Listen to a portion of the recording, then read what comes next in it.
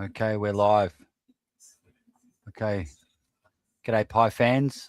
G'day, Sean. Thanks for joining me. Anytime. Got some good news to talk about tonight. Oscar Steene getting his first game, and with Moore and Howe also set to return, it's going to make a very, very interesting couple of days of wanting to know what's going to happen with selection. So let's continue the chat we were just having backstage about what we think will happen.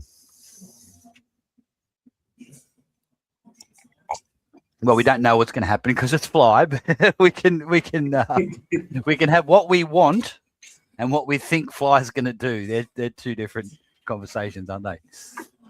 I'll just let Age in. G'day, fellas. Age. Hey, how you doing, mate? How are you? Good.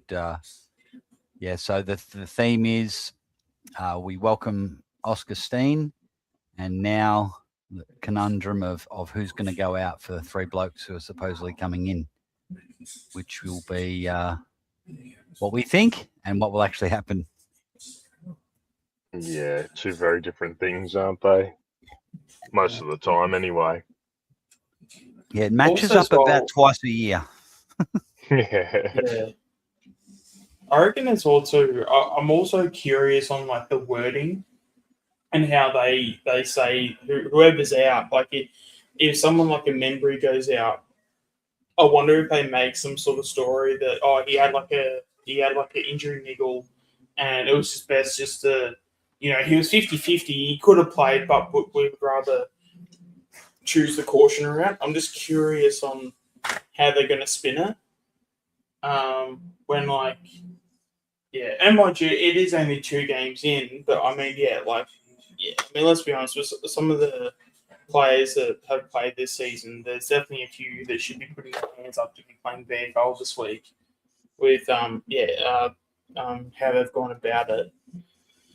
But it's certainly a fascinating one in terms of I guess just like the language and just like where they're coming from, and if it is just because I don't know, I just had this feeling that you might get like or even like a Buller, because apparently according to training, Buller was the one wearing white, and Mixday and Tim Membry were wearing black. So is there going to be some sort of weird sort of injury thing that we're going to hear from Buller, or like he had a sore shoulder or something similar to what Mixday had last season? Obviously, we'll find out tomorrow. But yeah, I'd be keen to know like the messaging around it, because I feel like we might get a bit of a positive spin, which probably won't. Which I think we'll just probably put it to where we were, just trying to have selection integrity, but then also trying to go away from selection integrity. Yeah, hopefully that is a Fly's, and I don't agree with it, but maybe what Fly's doing is I'm putting him in the white. We're not sure we're going with him. He maybe he gets named in. Will there be an extended squad, or will the squad we see be the squad, because it's the day before, isn't it? Yeah, it's a Friday, so the only time you get an extended squad is if you play either Sunday or further on from that. So, like, if you get like an Anzac Day and it's like a Monday or Tuesday, then you get an extended squad as well. But yeah, Friday, Saturday, you normally get it the Thursday night. Yeah, the only reason I see him dropping Buller is injury, really. I can't see him dropping him for any other reason. I know he's been extremely poor, but it would seem ridiculous to drop him after the 2 games when you've had Membry, who, I've made my thoughts known about Membry. I think I anticipated he was going to be the first one dropped this year, and once he was gone, he will be gone forever. But yeah, look, he could be saved by a Buller injury or something. If we read into the training, whites and blacks and all that. But yeah, look, I'll be very, again, it's hard to know, because even if he they could be saying he's injured just to protect him, or you just don't know what the deal is. But yeah, I'd be shocked if he's fit, if he's dropping Buller. Put it that way, because it'll just. But see, again, the other thing is it's just unfortunate that the VFL didn't get a game last week. It's really shit in that aspect, because we'd have a better idea where some of these guys are at, like Charlie West and Steene and all that. But he's bringing him in pretty cold. So look, obviously they're going to bring a forward out. I've got no doubt one of the forwards is going to miss. You wouldn't play that same tall forward line again, mistake like you did last year. We already look too tall as it is. I doubt you're just going to add another tall into that mix without dropping one of them. Look, I want Membry, but look, it whispers are sort of saying that it could be Buller. So, Which is kind of like a step forward, but then 2 steps back. It's like, awesome, you brought in Steene, you're finally backing in like a kid, but then you then go and ruin really all the hard work, and you go drop Buller, which is like, okay, like, now what? Like, what are we supposed to do from here from a selection integrity point of view? And again, it's like, out of all the people to sort of drop, and again, that's probably why I'm sort of thinking it's going to be some sort of positive spin about, oh, he's injured or he's just not quite right or whatever. It's like, really, at the end of the day, like, it's especially as well, like how, and I think some of the players even spoke about even going into the bye, how they were even excited to go into the bye. Like, isn't that just like a weird mentality to have? Like, how are you playing 2 games and then it's like, oh, well, at least we got the bye and we can like rest up. What have you got to rest? You've played 2 games. Yes, you come off a pre-season, but like the whole point of a pre-season is to get ready for the season, Like, it makes no sense. It could just be, they're just talking crap, because what are you gonna say? You can't really say, oh, look, we don't want the bye. You sort of can't say anything, so you just got to put a positive spin on it, I guess. But look, I wouldn't read too much into that aspect of it. But like I said, the biggest shame was just the VFL didn't get a run, and as a result, everyone's cold, and there's not really much form to go off and whatnot. The other thing I was thinking with Buller as well is he could have just been going against team orders. You never know. It could just be something as simple as that. Like, he just doesn't get the game plan or something, so maybe that could be a reason why, and just send him back to the 2s to learn his craft a bit more or whatever. But if Membry escapes, the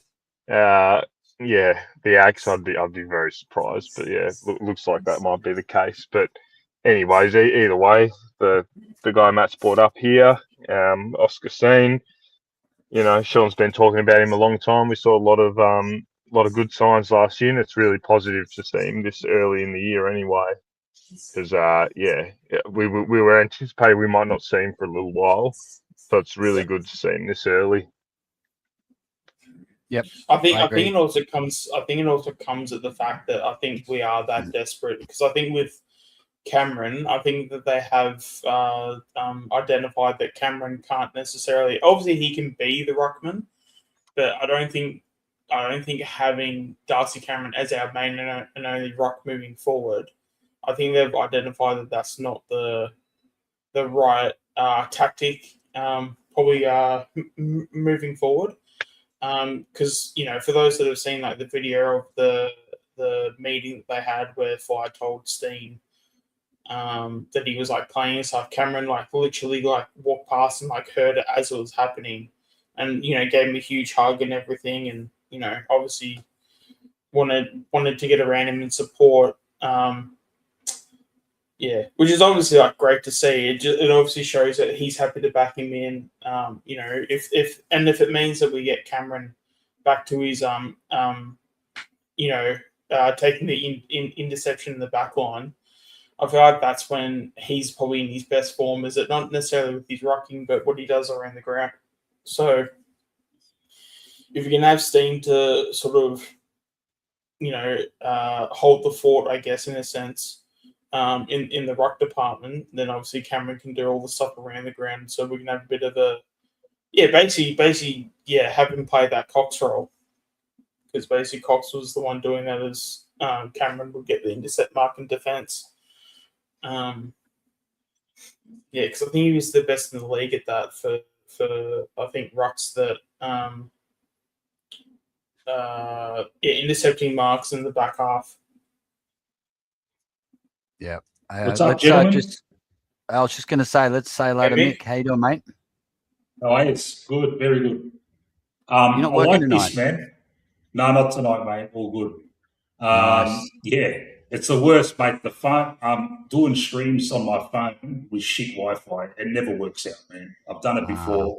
I knew I should have tried that last night, but but at home with the fucking, with the laptop, it's all fucking beautiful. Let's hope it's a new go. Sorry. Go. I just find, the phones are not good for StreamYard. Full stop. I think even if your Wi-Fi is good, I've found. Yeah. Well, let's hope this is a bit of a start of a regeneration, man. I'd like to see, you'd like to see Alan come in soon, and then one of the three musketeers, one of Angry, Prindable, or Swaddling, maybe, about halfway through. And hopefully it gives us a bit of a spark. Then Bobby comes back near the end, and it's all rosy, isn't it? Yeah, well, I don't know. It may have been you, Sean, or maybe Benny. Someone said that they was as excited for the VFL as they are for the ones. And I am. I can't wait. Yeah, I've definitely said that. Yeah, I'm pumped to see. We've got those three young midfielders. We've got Westy, Cochrane. I hope he really takes it by the scruff to, say, hey, look, I'm still here. Yeah. Or the 400 halfback flanks we've got. To really put some pressure on everyone, really. So hopefully getting Steene in so early, keeping Alan in there when he hasn't been that great. Hopefully Fly is changing his ways a bit and not being so conservative and learning that it's okay to take a risk with one or two selections. Yeah.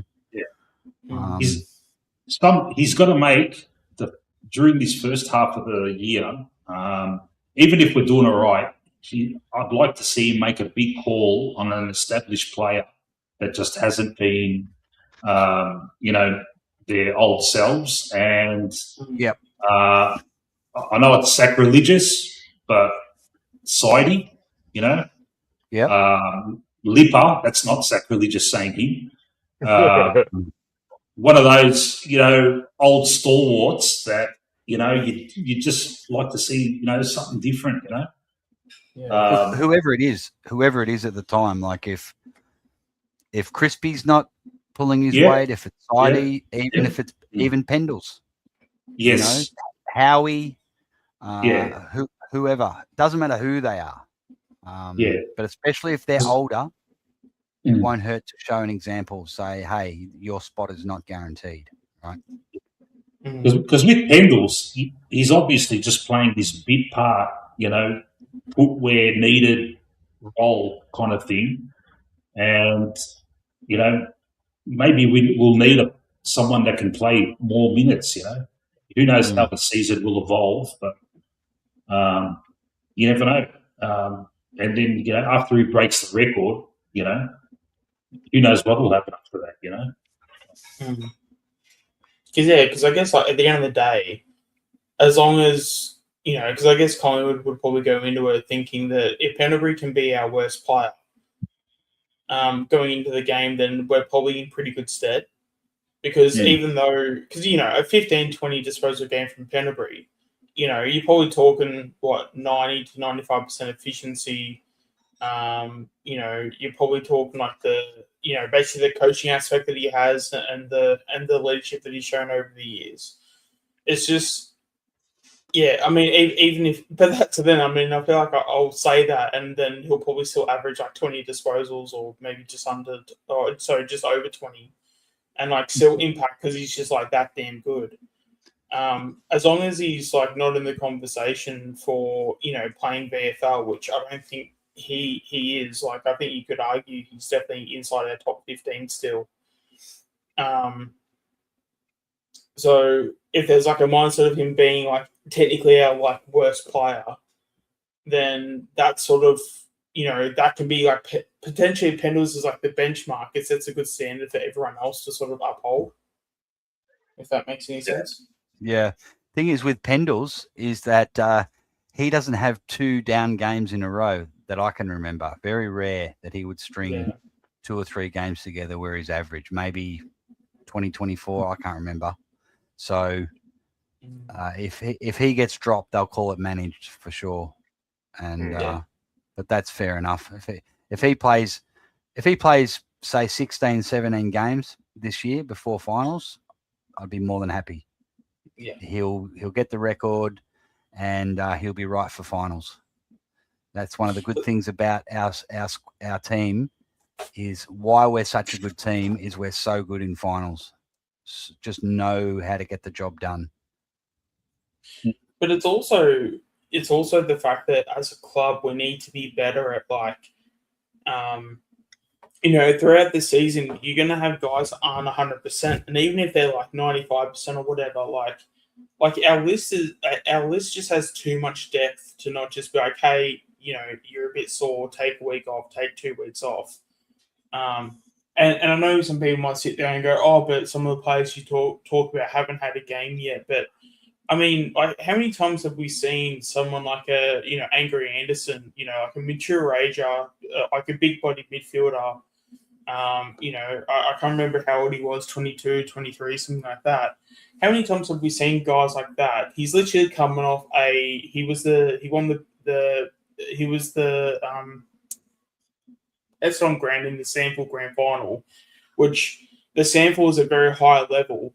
So if he's the best player at that in a grand final, that obviously shows he's like got something, Yeah. And and he's already gone through the academy through the Swans, like he was a Swans academy player. So it's just I mean, and then if it is like whoever it is, if it's like a like a side bottom or something like that, side bottom puts his hand up and says, "Yeah, I'm a bit sore." It should be on fly just to go, okay, cool. You're having the week off. Anderson, you come in. You can play the sidey role or play a different role and put, maybe pair him on the wing or whatever, or just sort of switch up the magnets to where you sort of fit everyone in. And I think once we do get the VFL games, there's going to be like no hiding from anyone, and No. it'll be where, okay, now the football talent can shine. Because at the end of the day, if players, regardless of what you do at training, if a player's getting 40 touches every week, not saying that a player will or whatever, but like if someone's like absolutely killing it, like getting 40 disposals every week, kicking 5 goals every week and stuff, it gets to the point where, okay, it doesn't matter what they're doing at training, just play that player. So I think once you get sort of the games going through VFL, and I'm really, really bullish about this team in the VFL, especially because we've topped up the VFL list of players as well. I feel like, and because the VFL is like a lesser standard compared to the AFL, I think you'll find a lot of the things that we'll try to do, we'll probably be able to get away with a little bit more, just because it's like a lesser, like the standard isn't as high. And I mean, and we've got some good pillars down back. We've got some, good key forwards and stuff. We'll see how, even someone like Teagle goes in the ruck, and we've got some pretty good like mids. Like it just seems like we've prepared ourselves pretty well to the point where we've now made the VFL a good development sort of a team that sort of encourages the development. So if the midfielders are playing well, it'll make the forwards better. If the forwards are playing well, it'll give the defenders, assurance that, okay, if I if I don't stop a goal and the opposition kicks a goal, at least I know that the forwards up at the other end will kick one. And, you know, there's all these things that come into, you know, confidence and all this stuff. Yeah, I think you'll find that there'll be a lot more. I think players will be a lot more calm and stuff, just because we will have so many just solid role players at pretty much in nearly every position. And I'm just sort of really keen to see when there is that stability and that structure, like what we see you know, for someone that might get the list at the end of the year, do we see like a Jacob Ryan just all of a sudden average over 25 disposals and, you know, basically trying to run off halfback, killing it, you know, going at, say, 85, 90% disposal efficiency? Are we going to see that because there is that stability and that, you know, that trying to think of the word for it. But with the consistency of there being like a solid structure and everything is, you know, you're able to predict everything because it's all in front of you. It's, you know, you're sort of not guessing all the time. And then you can gel as a team and sort of start to sort of build some blocks together and or some bricks together, and the next thing you know, you've got a good foundation for a house.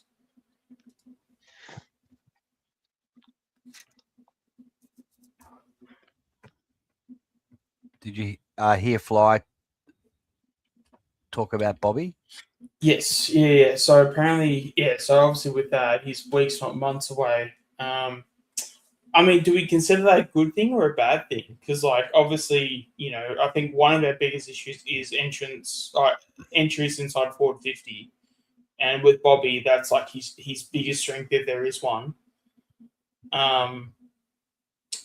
That to me, I will say I don't want to dwell too much on Bobby. If that's the case, great. But I'm always like, let's just believe it when we see it. Yeah. Okay. I wouldn't but read again, too much that sort of gives me a bit of anxiety though, because that with the way the Fly spoke about it too, it sort of gave me the impression that he wants him in sooner rather than later. So, and I think forcing the issue with Bobby, I think that's probably not the right way to go about it. So whether we get a good result or bad result out of it, I just hope we sort of make sure when we do make the right call, it is the right call. Because to me, with that, Fly just seemed, I don't know, it was just his vibe. He just seemed way too desperate to get him back in the side. Yeah. So yeah, he's got he loves the friend zone, Fly. He'd be terrible at dating. You can scare him off there, Fly. Come on, calm down. Play it cool. He'd be flying, texting Bobby every night, you know. Yeah. I want him to have the full trust of the bloody group before he even gets anywhere near the field, to be honest. So I hope all those relationships are repaired before he's even considered back out on the field. Yeah, absolutely. I think that's why he didn't get played at the end last year, because I they've think taken so. it to the group and they've said, nah, it's not fair what he's done. And he's going to push someone out of the side who's given their all this year, and it's not fair. Yeah. But, it would have helped us, but it wasn't fair. I just hope someone gets into... Yeah. Culturally, it would have been a killer. Culturally, it would have been a killer bringing him in for a final after all the bullshit, and then someone has to miss that's busted their guts all year.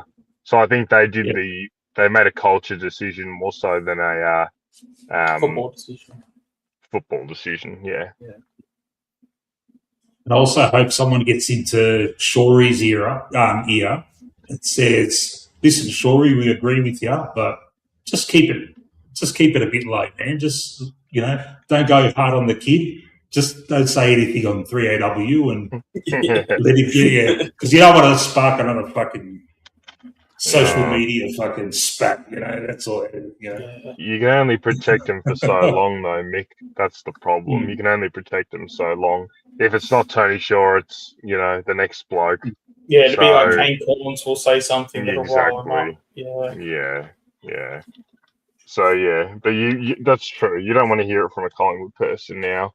We know that he's probably got a thin skin. So yeah. It's actually going to be really funny, like the fact that that's been brought up now. I would love to watch some content for the week leading into Port Adelaide. Like whenever we play Port Adelaide, if if that's like the game with like Bobby, if that's the game that he sort of plays, I'd love to know if Kane Corns like mentions Bobby for the first time. And like he sort of like brings like something up, and obviously with Kane, like he'll try and get like a hot take out there and stuff.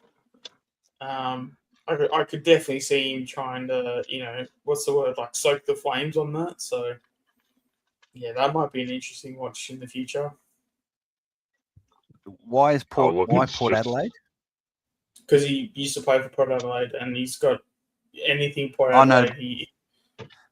But in relation to Bobby, No, so basically, Kane will basically make comments towards Bobby to get him off his game.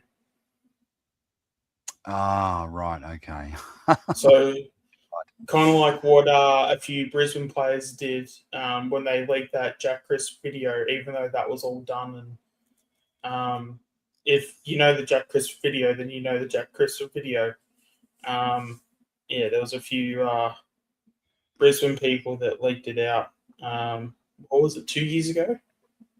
3 years ago? It was like early in the season, and someone thought it'd be a great idea to bring that all can of worms up, and Chris ended up having I'm pretty sure he had a bad game that game too. Yeah. And it just threw everybody off, and Brisbane ended up winning. But I mean, really, like, do you want to be winning like that? So it was a tactic that worked for them, but I don't know if that would be something I'd want to go to the world too many times. They won't do anything like that with Bobby, I don't think. But the most important thing is, like I said the other night, he just needs to stay at training, stay there, no more bullshit. Get him off social media, just get him off all of it. He's probably already been told, that's enough now. Like, just head down, bum up sort of thing. Yeah, look, we're just got to see how the year plays out, because I still think we'll potentially want to move him on at the end of the year. So, look, who knows? Who knows how the year's going to play out? I just find it very hard to see how the current situation just continues if he's constantly got issues back home or wherever else. So, yeah. Another spot fire about this will be the final nail in the coffin, I think. But it is good to have him back there, and that's it, really. Yeah. All right. So, Mick, who do you think is going to come in for Moore, Howe, and Steene? Who's going to come out? All right. Parker's out. Hang on. There's two answers to this. Who do you think should come out, and who will Fly actually take out? Go with Fly first. Yeah, Fly will drop Parker, and I reckon it's a hard one, man, because if we retain Memory and Buller, we're going in very tall. We exchanged comments in the Discord chat earlier that it'll remind us of that West Coast game last year at Marvel when we were so tall. So that should be on Fly's mind. So I reckon Fly will drop one of those talls, and it's probably looking like Buller, because he's probably thinking, all right, Steve is a lot better than Buller in the ruck, helping out in the ruck, and he's taller. I think he's taller. Yeah, and he can probably clunk a mark better than what Buller's been showing. It'll be sad to see Buller get dropped, because he's only had 2 games to show what he's got, but it just looks like that's going to be what Fly's going to go with. I'll be very surprised if he goes that tall into this game. And what I want, I'd love to keep Parker in.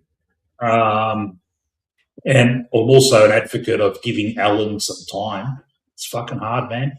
I would look if I would drop Membry, and geez, I would drop Membry and probably Parker. Don't want to. Membry and Parker. Yeah, it was like I'm including Membry in the talls, yeah, because he doesn't really. Yeah. You know, he's got the same mobility as the other fucking statues. Yeah, it's a hard one, man. Fuck, that's why I'm not a selector. But yeah, they're good problems to have. They're good problems to have, to be honest, because there's been years, you know, where the depth hasn't been there at all. At least now it seems like they're hard decisions, you know, who you're going to drop and that, which is a bit of an improvement on other years. So, but yeah, I think Will Parker's going to be unlucky. Yeah, but I said it before. I hope Howe is 100% fit.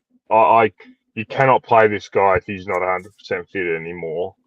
He's let us down in a massive game, and I'm sure he thought he was all right, and I'm sure, you know, they ticked it all off and everything. But you saw exposed form there that if he's not 100%, he's virtually useless.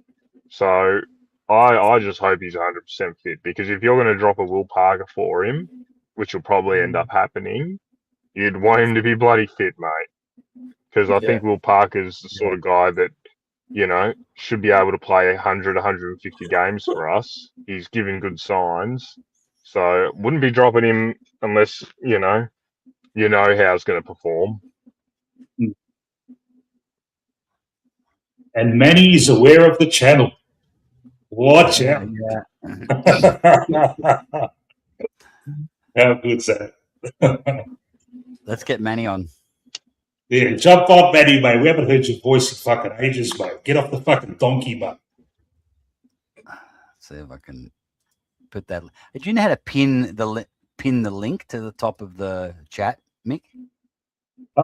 Yes. There's this little on StreamYard. Okay.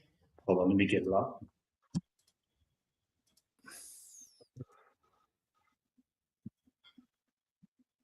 Hold on, I'm just going to get my StreamYard up. So,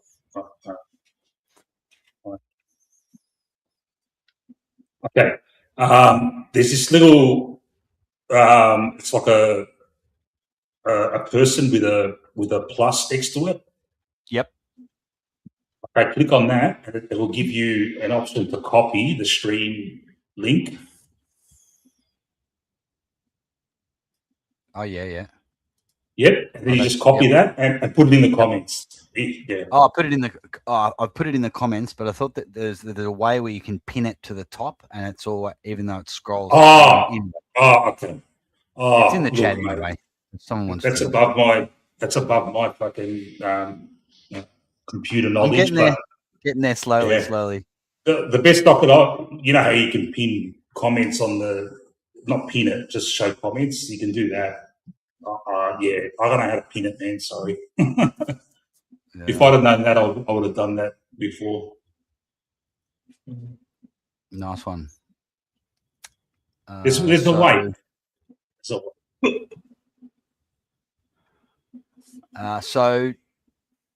do you want to, Age? Do you want to go with your picks? What you think will happen and what you want to happen? I know you touched on it a little bit before. Yeah, so the same question as you asked me. What I think Fly will do, looks like he's going to drop Buller. Looks like I think Will Parker makes way. Look, the third I don't know. That's the one where I'm not too sure. I'm hoping someone like bloody Lipinski over an Ed Allen, but I know that just won't happen in Fly's world. So yeah, can't drop Ryan Steele. I honestly don't know. If Steele gets dropped, I'm gonna burn the club down. Yeah, I don't know. It's a good Yeah. problem to have. The third one I don't actually know, so I'll be interested with that. Now, what I would do again, I would drop Membry without question. Yep. Again, I don't, like Mick said, I don't want him gone, but I think he will make way. It'll be Will Parker. And to be honest, guys like Steele and stuff like that, they're hanging on by a thread. I'll tell you now. I think Steele Sidebottom will get a few weeks, but he's starting to hang on by a thread, I reckon. I think they're going to get him to Pendlebury's milestone, and then he could be in real danger. Yeah. I don't actually know even the third in that aspect. So I'm hoping not Frampton, because he could do something silly like that as well. Yeah, Yeah. that would be disaster. An absolute disaster if he does that. Because Giants have 3 key forwards yet. Or am I bugging on that? Oh, Because I've got they're like Hogan, us. Cadman. They're like us. Yeah. But see, Cadman, the thing is, their forwards, outside of Hogan, none of them are superstars, you know. So do you really need to? You need to worry more about a guy like Toby Green in their forward line than, you know, their second string talls. But yeah, we know obviously we've got cover for that with Maynard and that. Yeah, look, don't be surprised if it's a Frampton that misses. Hey Matt, I've worked it out. Yeah, I've worked it out how to do the link. All right, go to banners on the side on the right hand side, banners. Yep. And create banner. Oh, hang on. Banners like the. So you got on the right hand side. You got yeah, I got it. Yeah, and then you should be able to see create banner, create your own banner. Yeah. Yeah, and you just put the link in there, add banner, and where is it? I think that works. Yeah, and then just add banner, and that'll add it to the top of the chat, will it? Hold on. Fuck.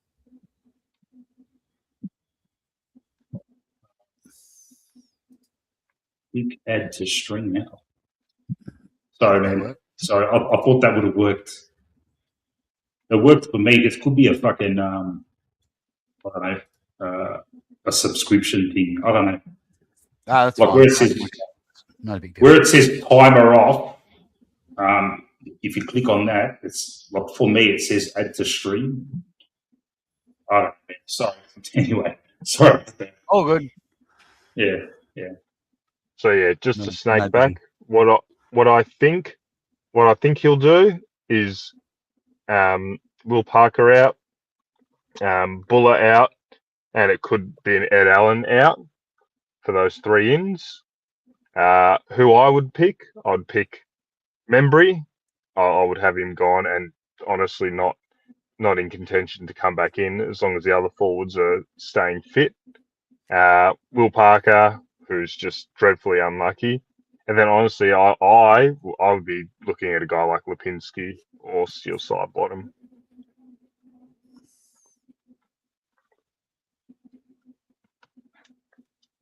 Yep. Yeah, Sidey could be in trouble. He won't drop Lipper. No, he loves him. Yeah, they're tight. Hang on, let's Chris let him in. How you going, Chris? Hey, Matt. Hey, Sean. Hey, Mick. Chrissy boy. Yes, Chris. Regular panelist. I was the one that told me how you got screen. I was the one that told me how you got screen. Yeah. Good stuff. Yeah. Who do you think, Chris? Who do you think is going to come out?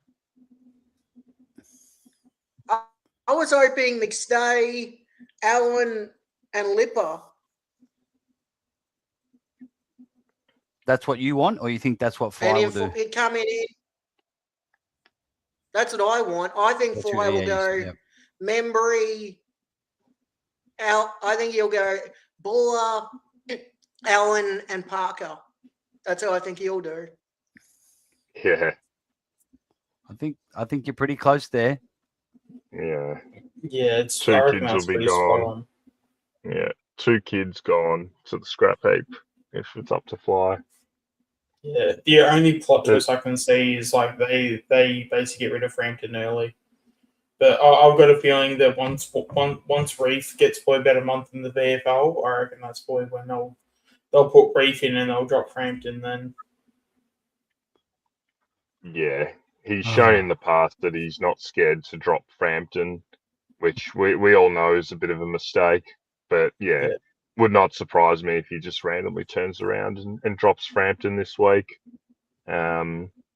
Look, to be honest, when you've got the 2 defenders fit to come in, if as much as it kills me to say, would I prefer to keep Will Parker in there over a Frampton for, maybe just a week or 2?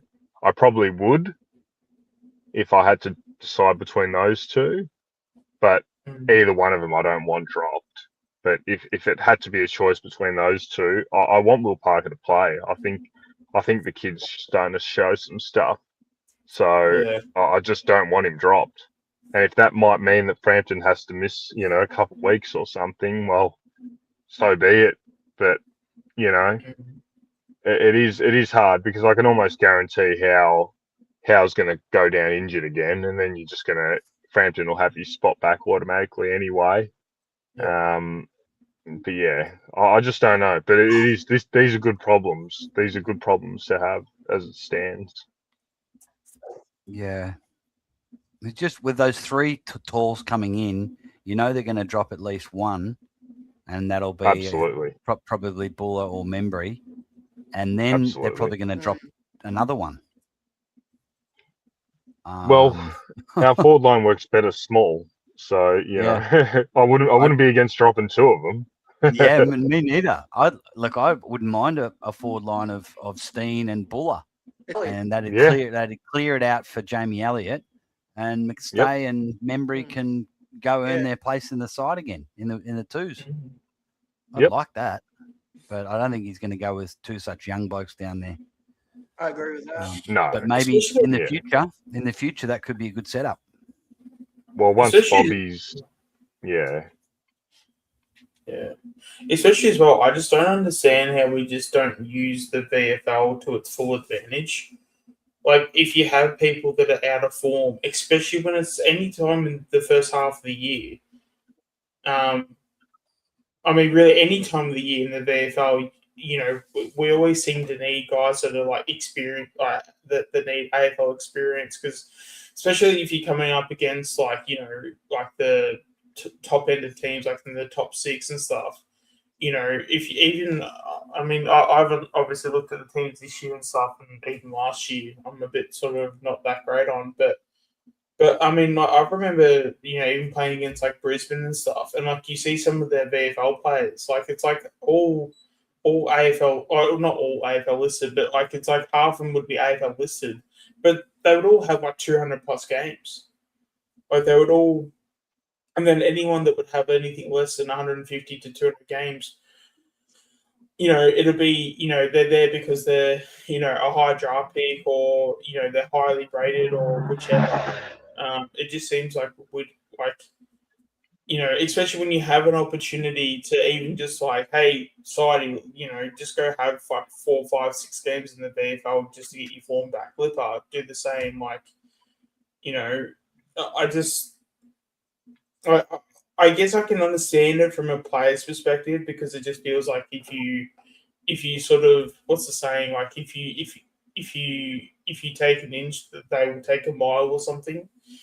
So if you put yourself in the VFL, you're already putting yourself in like harm's way to get like cut from like the list at the end of the year. But so I can kind of like see from the player's perspective, but like how much advantage would we get out of, say, even someone like a Jeremy Howe, like going down to the VFL? I'm not saying Cochrane will be in the VFL for long, but You know, even if Jeremy Howe's down in the VFL trying to teach someone like a Cochrane how to play defense and how to play quote unquote the Howe role, you know, I mean, who better to teach the Howe role to Cochrane than like Howe himself, you know? So, well, you know what about the VFL? It's so different. It should be on paper. It looks as though they're going to be a good team. So sending the players back last year, you could say it didn't do a lot for their development because they were playing in a poor outfit. But this year, if they're playing in a good side with a lot of good fringe AFL players and players who are really busting to get in the side, and then really good standard VFL listed players, it's not so much of a punishment. It's like, hey, we're going to play in a winning side with good footballers who are going to help us develop. Than last year where I think we made a wild card, didn't we? So we're sort of mid-range. Yeah. Just above mid-range. Yeah. So I think it'd be much better for the development this year. Also, as well, I'd be really curious because if the VFL side does do well, I wonder if we do, depending on like what happens, circumstances, if a certain player gets like injured and stuff. I wonder if we do sort of because I think there's a rule where I think it's 12 games. If a player plays more than if an AFL player plays more than 12 AFL games, they then can't qualify for the VFL. So I wonder if that's like something, because we've now got finals potentially on the cards. I wonder if that's something we sort of look towards, so that you get a Howe and you get a Sidey. You know, if Howe, say, obviously like touch wood, and you don't want these guys to be injured, but you know, if Howe, say, does an injury and he only plays, say, 10 games for the year, just in general, well, then, yeah, you could probably throw him down in the VFL and just see how he goes. And then, if that means, like, a Joel Cochrane's, like, learning off Howe, as I said before, and you throw a side bottom and you get, like, something like a Swaddling, because he'll probably play wing this year. If you get Sidey on one wing and Swaddling on the other, if they're at each quarter break, just, you know, Sidey's teaching Swaddling how to find the ball and how to do the wing position. Like, I just see so many advantages, but then I can also kind of see like why it doesn't happen. But just because it doesn't happen, you know, it doesn't mean it shouldn't happen, if that makes any sense. And I think from the club, it would make all the sense in the world, because at the end of the day, that's probably the best way to be developing these players. I mean, we saw firsthand with Tom Mitchell and Harry Demadier how much of an increase in performance we saw from Harry once we had Tom Mitchell in the VFL. So, yeah. And it doesn't have to be the whole season. What do you call him? Harry.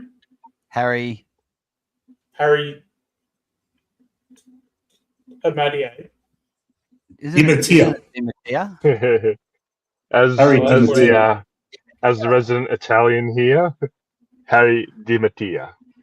You're Italian, Adrian. There you go. I am, mate. I am.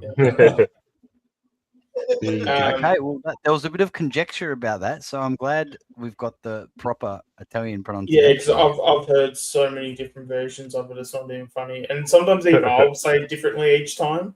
It just depends on how I'm feeling each week. Hey, you've done better than Dermot from Into the Woods. He calls him Dimatina. Yeah. Oh, yeah. Different player entirely. I thought he called. I've heard someone call him. What's that, mate? Sorry. Well, it's actually technically not even in the same decade, too. Because didn't he play in the 90s? I could have sworn Dermot, if not Dermot or someone else, was calling him DiMaggio. And I'm like, Collingwood's recruited Joe DiMaggio. That's, he's a bit old, but it's like Michael Jordan, where he can sort of, go to a different code and.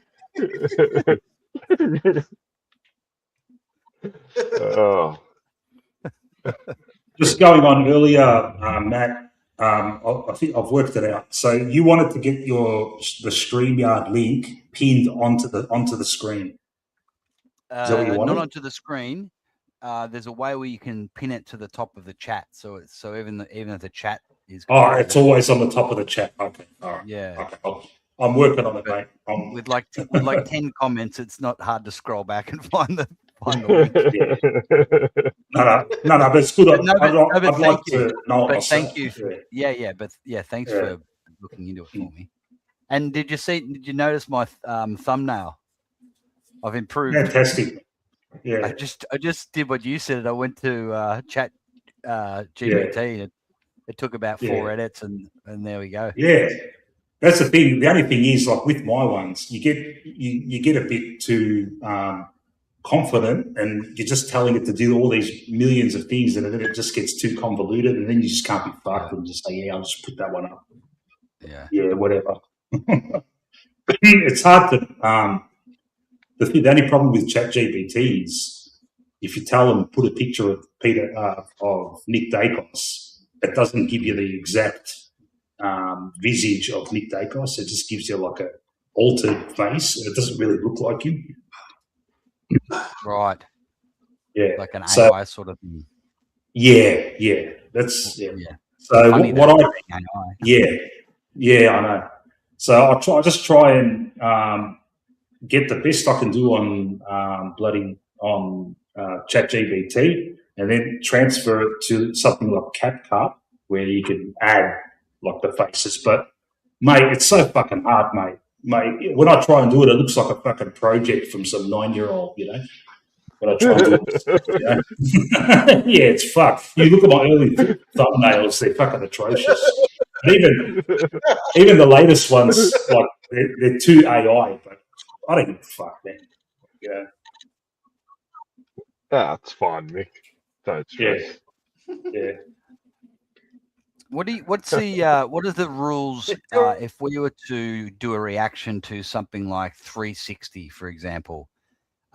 Is that a copyright issue? Like I remember Anthony had a problem. I think he was doing a Fly press conference, and the stream got taken down or something for copyright. So who can you cover and who can't, and what are the ways around it? Like I know playing the volume, and it might be a way you could react to something, for example. You need to. It's a grey area. If you alter the volume, if you alter the actual picture, like make it smaller, make it black and white or whatever, and on top of that, you got to like stop and start regularly, and then even then you might get a claim, but they won't turn you off.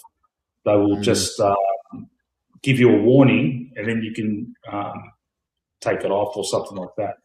But it's a grey area, man. Like I got shut down that time because we were showing full fucking highlights as well. And someone lagged me in. So it's a grey area, man. If you can prove to the powers that be that you are reacting to a particular video for educational purposes or some bullshit, then you'll get away with it. Because you see a lot of like channels that review movies, and they'll show like a massive scene from a movie, and then they stop and they'll talk about it, and their thing is, I'm educating viewers on this movie. So you have to try and frame it like that. But it's hard, man. It's hard to get around this shit, man. So if you were doing if you were doing, say, covering agendas setters, and you could prove that you were stopping the video because you're educating the public that Kane Corns is a fuckwit, they'd let you get away with it. Maybe. Right. That's okay. Or, that's how you get around it. You got to. Sam McClure. Oh. Yeah. Oh my God. I don't know what's more annoying with Sam McClure, his head or his voice or his hair. God. I think if you're just playing it in the background without the video, if it's just the audio, I think you'd be fine, wouldn't you? Yeah, just the audio, and you could have a screenshot of like the person who's talking, and like they do that on the TV all the time when someone's coming in on a radio interview. You hear the sound, and it's just a picture of their face. Are you guys secretly hoping that Fly has got a little ace up his sleeve with hinting at how going forward? would love that. Yeah, I mean, I feel like that's probably the go. I would love that Whether if he too. does it or not, we'll see. But because also, if you throw him forward, I mean, forwards are something that we need, especially like key forwards, because I think Howe can be a key forward in some sort of form.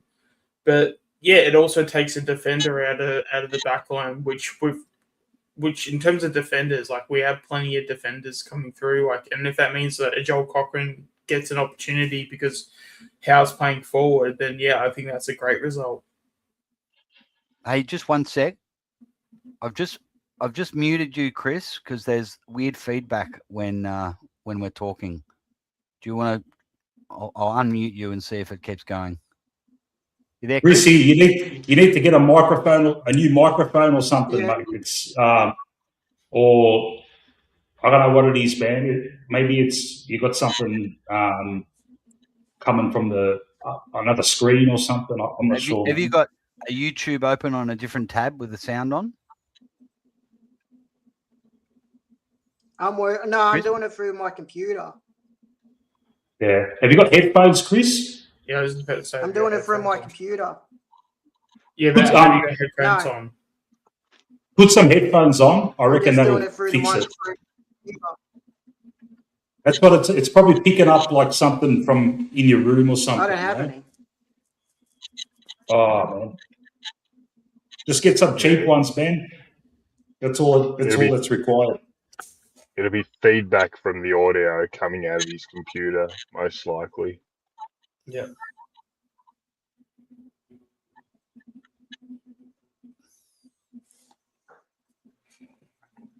Hey Yeah, Matt, let's talk about- I've just sent you a message, Matt. I went on ChatGPT, had to pin a StreamYard link on the comments, on the top of the comments, and that's the answer I got. I've just put it in the little chat we got there. Okay.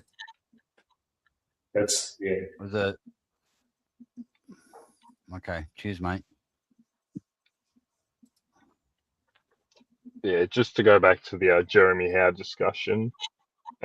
He said that in the past, though. He's hinted at Howe going forward, and then never eventuates. So it's probably just foxing more than anything else. However, with the way the forward line's operated recently, this is the one week where I actually think he could pull it off. Yeah, I don't know. Hey, one Just sec, depends. One sec, Age. No, you're right, mate. Hey, Chris, can you mute yourself? And when you want to chime in or say something, just unmute yourself, and then we've got the best of both that's the best way. That's the Just best. unmute yourself when you want to chat. Thanks, buddy. All right, keep going, Age. Thanks, Chris.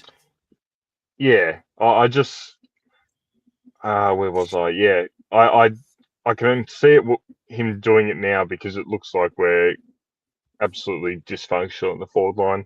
So this is the sort of week where he could pull it out of nowhere.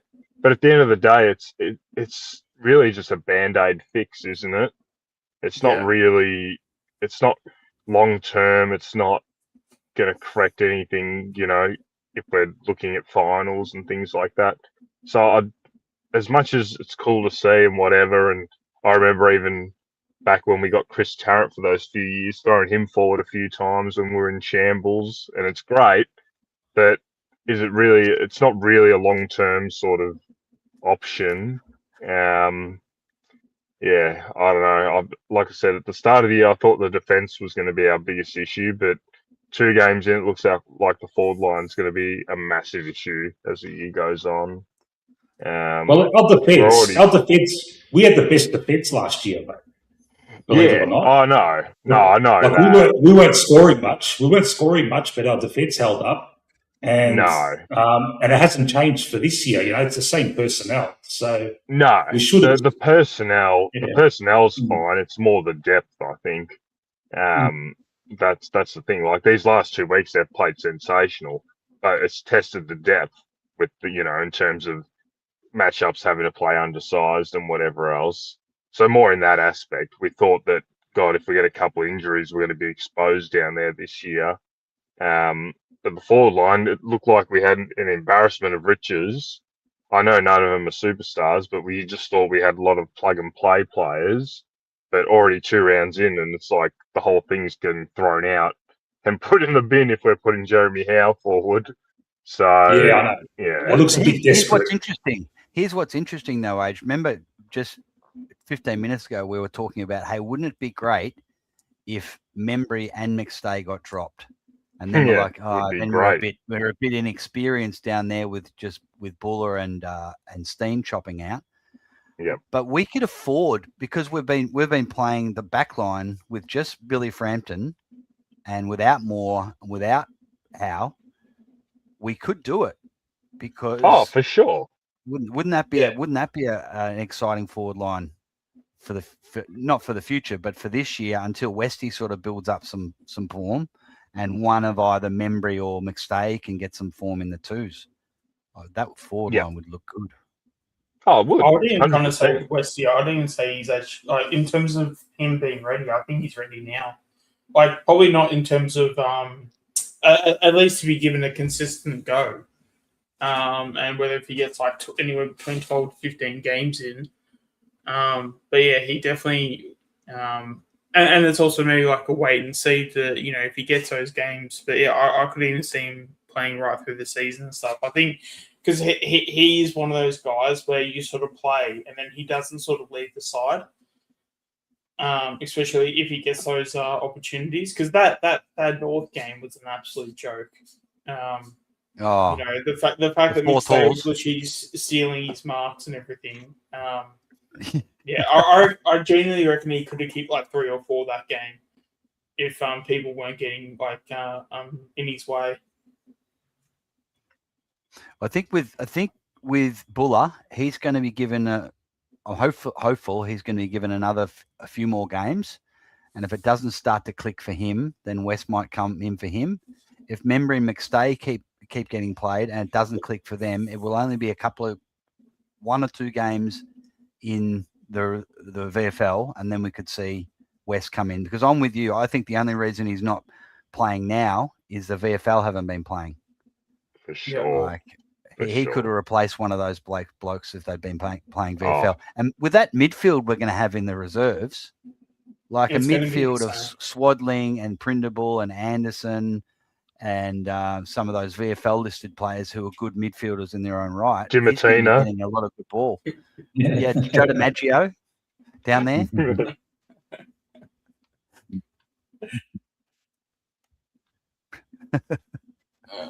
So, yeah. Yeah, the only thing I'd probably say with that though is that because some of them outside of obviously Anderson, you know, a few of those like draftees are only kids. So normally when it comes to kids, they're not always known for their consistency as well. But just of pure talent as well, just of pure talent. Yeah, I don't think you can like deny the abilities that they all have. But they are probably also going to have some games where they're probably not going to perform as well as like others. So their performances won't be consistent throughout the year because they're still trying to build their AFL career. Yeah, the great thing about them. Down games. Yeah, the great thing about them is they're all those 3 young blokes we draft, 3 midfielders. They're all good size. Yeah. They're all big lads for their age. And obviously Anderson's a bit older, but for 18-year-olds, Prindable and Swadling they're big units. So if I think Prindable's only 182. I think from memory. But with Prindable, he's so like stocky, they're chunky. Yeah. He's got a real Voss build, that Prindable. Yeah, I was thinking more like Rao in terms of physical build. He'll probably build into a Rao. Just as good, mate. I'll take 181 centimeters. Yeah, so he's 6 foot on the dot. Yeah, I mean, look, it's at AFL level. That's your sort of minimum size, I guess. But at the end of the day, if you're sort of that size, you just got to be super skillful. That's it. You'll make it if you got the skills, you know. Mm-hmm. And yeah, if his body fills out and whatever else, the height's not an issue at all. No. How old's Anderson? How tall's Anderson? I actually don't know. 190. Yeah, okay. So that you're getting into the really nice height there. Yeah. So mature body and a nice height. Yeah. Like he should be ready to sort of come in once he shows a bit of form in the VFL, I assume. But yeah, look, he might be the one that takes a Long spot if Long doesn't improve. So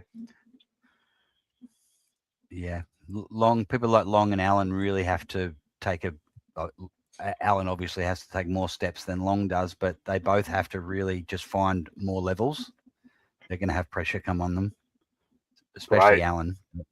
Yeah, it's what we I'm want. all for it. It's what you want. Yeah, Didn't have that's it the last thing. year. You don't want to see an Allen get dropped, but if there's a guy killing it in the twos and he's the spot that needs to see it taken, at the end of the day, if you're replacing a kid for a kid, that's fine. What you don't want is a kid being dropped for a veteran, you know.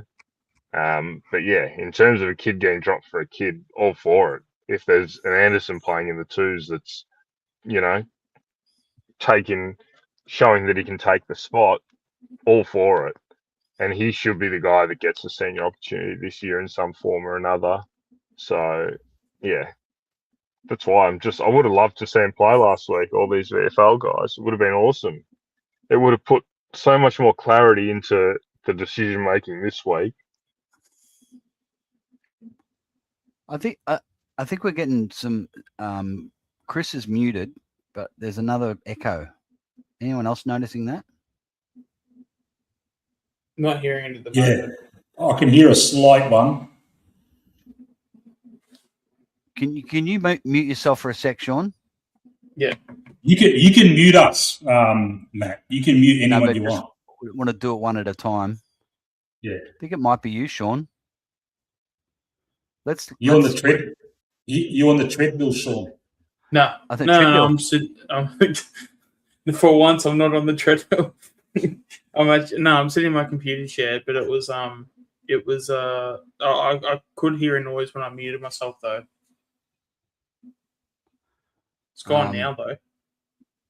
I can hear it slightly. All good, Chris. Oh, yeah. You can just come in when you want, mate. Yeah, it's like the same what we had with Chris, but a little bit fainter. That's not too bad. Yeah. Look, if I mute me, I'm going to mute myself. Yeah, see if it's still there. I won't be able to hear it if it's still there, so I'll just unmute myself after a few seconds. Yeah, might be you, Mick. I can't hear it now. Oh, can someone else talk? Yeah, it's so faint though. It's definitely more quiet. Yeah, I'm not sure. I can't hear it, to be honest. Yeah, it's definitely it wouldn't interrupt Neither can anything. Yeah. Okay, it's not really an issue. It's very, very faint. Yeah, get used to it, mate. When you got fucking 10 people on the I was about to say, if he blows up and gets 8 or 9 people. I love Kev, because when Kev comes on, it's like he's in a house full of about 10 people and you can hear them all, mate. I don't want to be rude. I don't want to be rude and say, Kev, mate, what are you doing to me, mate? It's all good. Especially the moment when his mum comes in the room and then she starts talking, telling him to get to bed.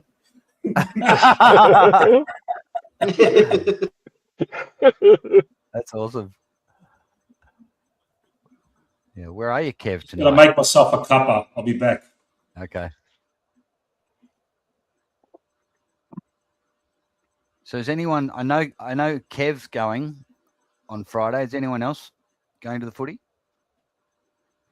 I've redeemed the tickets. I've got them, but I don't think I'm going to make it. It's just Friday nights are actually my worst nights to be able to get to games because of my partner's work and that. But slight chance I might get there. Might be there super late. But to be honest, Marvel doesn't do it for me. It just doesn't, you know.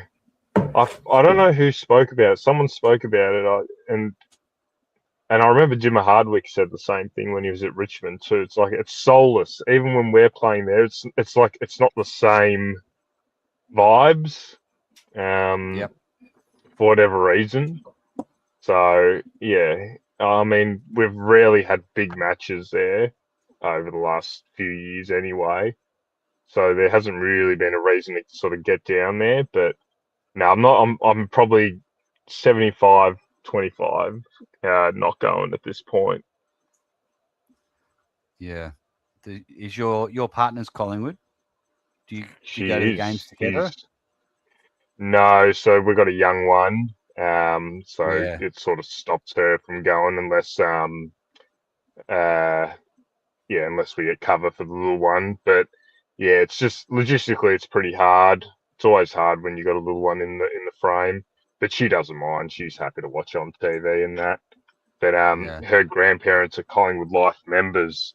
So whenever she goes, she Wow. she can sit in the most premium seats in the whole bloody stadium if she wants to. But yeah. Yeah. Well, I was lucky enough to be an MCC member for nearly 20 years, and since I've been in Thailand, I've stupidly let that lapse. But my mate's got me a couple of MCC guest tickets for Anzac Day, so I'm looking forward to my first footy game since 2012 was the last time I went to the footy. So A long time, mate. Yeah, it was like Jamie Elliott's third game or something like that. Wow. Yep. So I'm pumped. So you've seen it all from afar for a long time. Yeah, which I don't mind. I love watching it on the TV, but it'll be good to get to a game again. I'm going to the Cats as well 2 weeks later. Oh, okay. So you've got your tickets. You organise your tickets. Yeah. I thought I was being really clever. I thought I was getting tickets in the Ponsford stand, but I had my directions all wrong. Like north was south and south was, because whenever I think of the MCG, I'm always thinking of entering from the MCC area. So I had the whole oval flipped, and I've actually got tickets in the Shane Warne stand. So I reckon I'll be with a lot of Cats fans, but they're public, so I guess it's going to be like 50-50 in that area. Yeah, public, you'll be fine. But yeah, it should be good.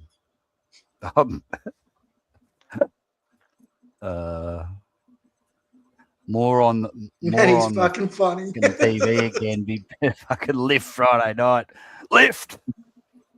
Yeah, I agree. Lift! I don't want to see Dacos on 360 either. At least Dacos is good, you know.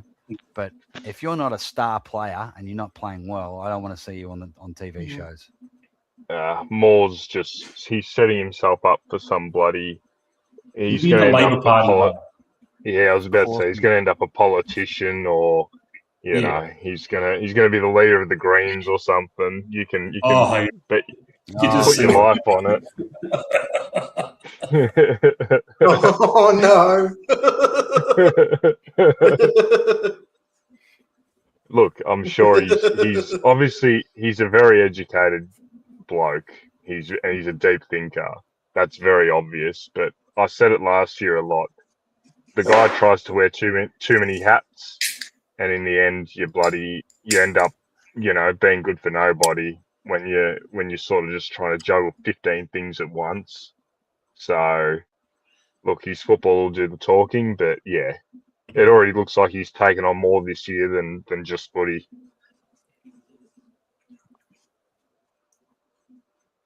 It's absolutely bucketing down in South Morang. I hope it's not coming through the thing. Yeah. There was a huge storm down Gippsland, where I'm from. Like really hammered down, apparently, like Thailand monsoon style. Whereabouts in Gippsland were you from, Matt? Sale. Ah, beautiful. Yeah, that's right. You mentioned that. Yeah. Pendles country. Now, speaking of Pendles, did I hear correctly that he's going to wear a gold number when he breaks the record? I haven't That's the heard first that I've either. heard of it. Yeah. Yeah, I saw something pop up. I think I didn't hear Swoop that. I think Swoop put something up about that. There was some. I'm not sure if it had been approved or not, but yeah, I did see something pop up about that, which I'm not sure is like good on No, him, not whatever. But yeah, I'm not into it. Should be about the team always, you know. It's a team sport. I know it's his night, whatever, but yeah, I don't know. Worry about the team. Worry about Collingwood winning before any of these sort of things, you know. Absolutely. It's not even just about the team. Because I'm just thinking if I was in that position, like I'd probably say no to it because also as well too, wouldn't it also set a target on your back too? That's what my dad said. I saw it come up, and I thought the same thing. Like Pendles, you think would be the last person to want that extra attention. He's got enough attention as it is, and he just wants to get out there and play the best game he has. Because imagine Kane Corns, wouldn't he go off on that? Especially if Pendles has like 5 touches or something. Oh, it's just extra pressure. Forget it. Yeah. You're drawing away from the number one goal, which should just be for Collingwood to win. Look, it's got all the hallmarks of, in the week leading up to it. Buy a Pendlebury Gold number 10 jumper with the special logo on it and all that crap for X amount of dollars. It's probably more of a PR exercise, but after the fact, sell it and shit, yeah, it'll be for all that. And look, I get it. I do get it. And these things are important to acknowledge. But all you need to do is like you did with his 400th, you just got to have a little sort of logo above the normal Collingwood crest, that acknowledges it. I think they did the same thing with Boomer Harvey. Just something small, subtle, doesn't know me about it, a little bit less, I don't know. Look, I don't know if it's official or not, or if it was just in sort of the planning stage, but I hope they don't go through with it. But looks like the wheels are in motion. It could have been just Swoop's idea, and everyone's jumped on it and then speculating it's going to happen. But I could not imagine that happening. It's actually been pretty funny lately because a lot of media outlets have actually quoted Swoop in their media articles lately. He gets traction. Yeah, he gets traction. Yeah, I think it's one of those things where he's still like the number one Collingwood. He's the original sort of Collingwood social media guy. So I think the legacy media just chewed him up. So they use him for that sort of stuff. He'd be the go-to guy out of all the social media guys. He's very, very friendly to the club in he will push their agenda and whatever it is and that's seems to be obvious, and he gets access to players and whatever, but people need to recognize it's not, when you've got that, it's not really, you can't call it independent, because no I prefer he just came out and said, I work for the club, I'm an extension of the club, and I prefer that. You know what I mean? And that's fair enough. Yeah. Oh, absolutely. The club has people that work for them in a social media capacity, but just say it. Yeah. Oh, look, I'm not against anyone trying to make $1, or he wants to get access, because everyone's got their own journey and what they want to do. But the issue is you can't really then be the go-to guy, because you're no longer representing the fans. You're just an extension of the club at that point. So, you're not really going to say how you really feel, are you? So that's the fine line that you sort of have to tread a lot of the time, because you can sell out and whatever, but at the end of the day, at that point, you're no longer a representation of the fans. You're just an extension of the club. Yeah.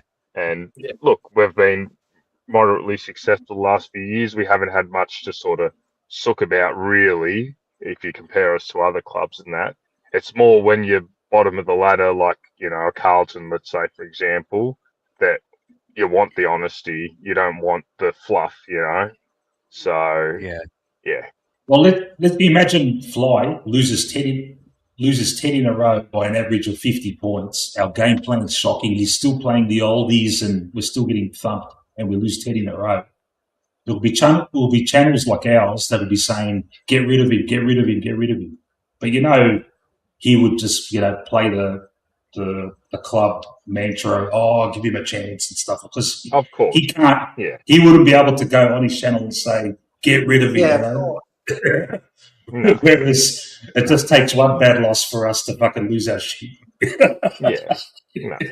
And that's the thing. They entice you with players. That'll be money.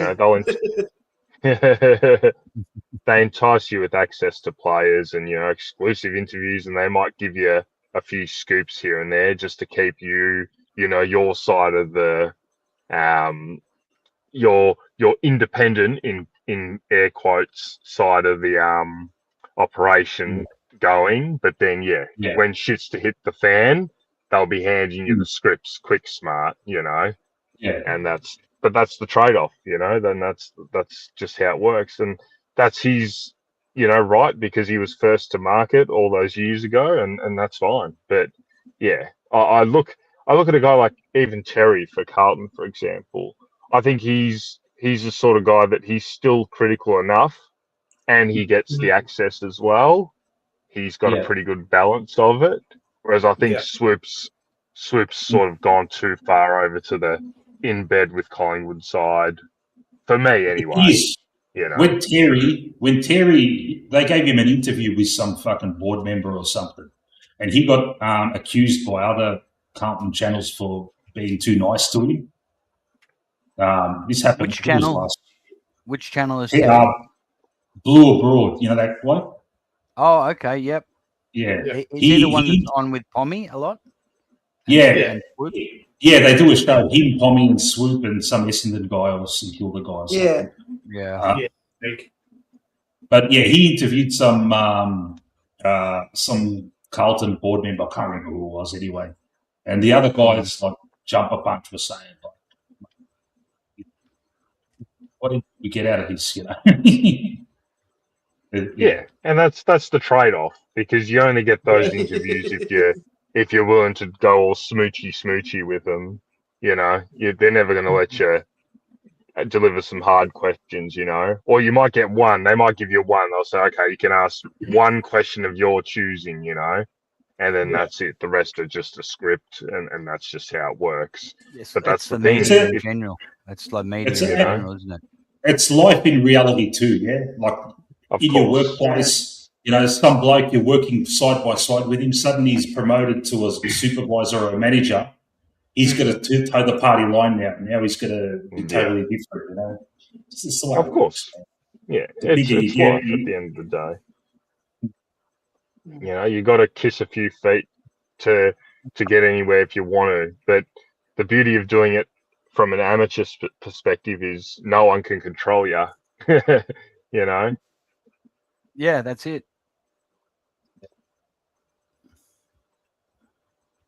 And change the subject. Sorry. Yeah, go for it. I reckon Sean might know this guy. Benny Zero would probably know this bloke. Does anyone know the Captain Caveman guy that waves the flag? I don't know. I don't know him personally, but I know of him. Yeah. His name's Mark, isn't it? Yeah. He always comes on the train at Clifton Hill. He must come from the other line and changes at Clifton Hill. And I've seen him a few times over the years. And I've had quick chats with him, but nothing, I don't know him really. Just wanted to mention him. he's always there, man. Yeah.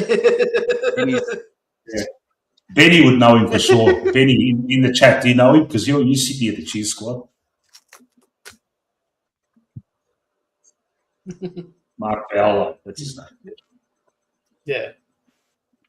Yeah, I mean, like, I have had, like, conversations with him and stuff. It has...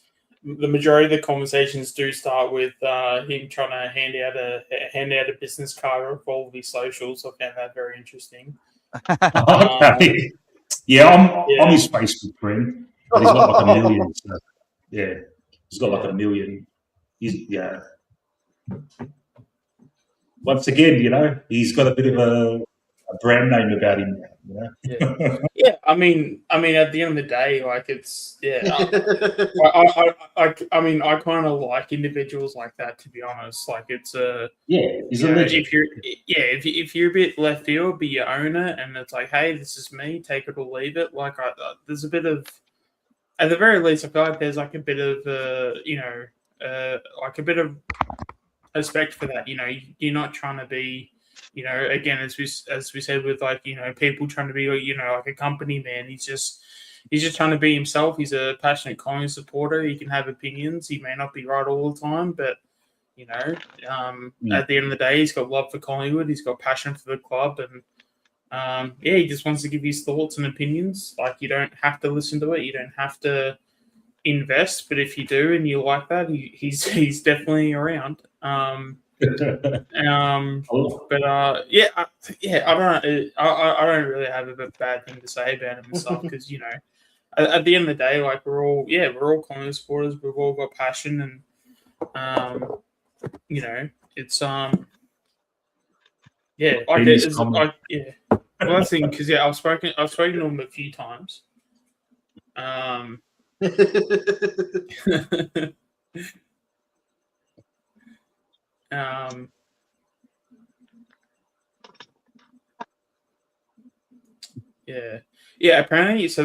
the dude with the tattoos on his face, apparently he's a support worker. Mate. So when he hugged that, I can't remember which player it was, but one of the opposition players. Someone was telling me that he's apparently a really, really awesome and like nice person. Like, he does a lot of work for the youth, and he does like a little like support work and everything. So, so obviously that's not information I've dug up, but people were telling me that. Oh, okay, well that's pretty awesome and stuff, because that was when he was hugging the AFL. I can't even remember who it was, the AFL player or anything, but and didn't he get kicked out for that? Didn't he get like banned for like 2 years or something? Yeah, I remember that. The 2010 grand final. The 2010 grand final. Every time we kick a goal, the camera goes straight to him, and I think he's got a mate with tattoos all over their faces. There was famous footage about I think it might have been after the Harry O'Brien goal, and he's hugging the other bloke full of tats as well, and they're both bawling their eyes out. Yeah, they're both like crying. So, and if you link it, it's funny because you'll never be able to find it now, but I remember if you link it up with the 3AW commentary at the time, Rex Hunt's commentating still back then, and so they're obviously looking at it from a monitor as well, and he just starts pissing himself laughing, and I just remember it's just one of those moments, that weird things that stick in your head after all these years. But the other bloke he was mates was completely full of tats, like couldn't even see his face, nothing. You got the 2010 grand final DVD. It's got the commentaries from all the radio stations as well. So I watched it a million times. It's fucking That was that Rex Hunt at his later period where he was a bit too theatrical for my tastes. He was great in the late 80s, early 90s, before he became a big TV star. No one even knew what he looked like, and everyone. You remember before the matches on the weekend, you'd check in the Herald Sun which station would be broadcasting the game, and you'd hope it was 3AW because you didn't want it to be on fucking the Tobin Brothers 3LO. ABC, And you'd get Rex Hunt, and it'd be like when you were young, you just loved it, mate. It was so like theatrical, but then it just got a bit too much. He was like I got a bit old, after he became a big star, The ego got in the way of the commentary by the end, I think that's what ended up happening. There was just, the ego was too big. At the start, it was very much, comedic, and, you know, funny nicknames and all that. And by the end, it was all about Rex. So, I met him a couple of times. I used to, years ago, I used to run a cafe in Southland Shopping Centre. And he used to come in with and he'd have one of those, you know, those hats that old people wear, those, you know, just to kind of disguise himself, because obviously everyone comes up to him. He'd sit in the corner, just read the paper. And one day, like after he come in 2 or 3 times, I'm like, I've got to talk to him, man. You know, I sat down, had a chat with him, and like he appreciated it. So I was talking about the old days, you know, he used to play for Richmond and Geelong and St Kilda and stuff. He won flags, mate, as a player. He wasn't, you know, he was like a big, burly, full forward, you know, in the 70s. And, yeah. he was a copper as well, wasn't he? Yeah, he was a copper. He did well for himself with all the fishing shows and that. He did. He did. I remember my dad used to love his fishing shows. The commentators these days are just fucking. Who do you like? The commentators these days, like Hutto's good, but except against us. Against us, when we lose to Geelong, there's like an extra fucking relish in his fucking commentary that I don't like, mate. Yeah. Especially the Granny, the 2011 Granny, you got to listen to Hutto. Fuck that off. Yeah. To be honest, it's slim pickings these days. Honestly, it's pretty slim pickings. There's not many, you know, guys that are really top of their class, I don't think. Like, everyone talks about Jared Waitley, but I can't stand the monotone voice. I mean, a lot of people have said I've got a monotone voice, but I'm not bloody commentating AFL games. But they reckon Hudson is good other than Collingwood games. I do agree with that. BT on the radio, I don't mind, but on TV, I think he's putrid. Yeah, he's too much, man. Yeah, he's trying to be like Rex Hunt. When him and Brayshaw are together, it's fucking, oh man, they fucked up the grand final. They fucked it, man. Come on, man. A great piece of play, and all you got to say is fucking wow, we. Come on, man. Describe the moment better, man. JB with his fake voice. Yeah. God. Side bottom. Out to Pendlebury. Yeah. It's a put on voice. Yeah. Then you got to listen to him in the cricket as well. It's like, fuck, I can't get away from this bloke, man. It is. It's one of those things. It's a bit of a down period for commentary, to be honest. There's no real people that you want to listen to anymore.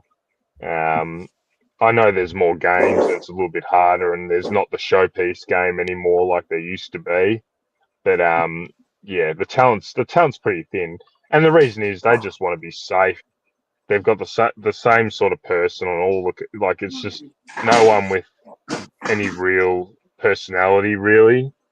Like, I know this might be unpopular, but a guy like Mark Howard, I don't mind, but he sort of doesn't do any. He does mainly just graveyard sort of bloody games and that. But I think he's a decent commentator. He brings a bit of It's a bit it's a bit screechy for my tastes. He's another one he does the cricket as well. Yeah, and he's can't also help it, Nick. He's from Gippsland. We all talk like that. Oh, he's a Gippsland boy. Sorry, man. He's from Traralgon. Yeah, that's why he loves Membry.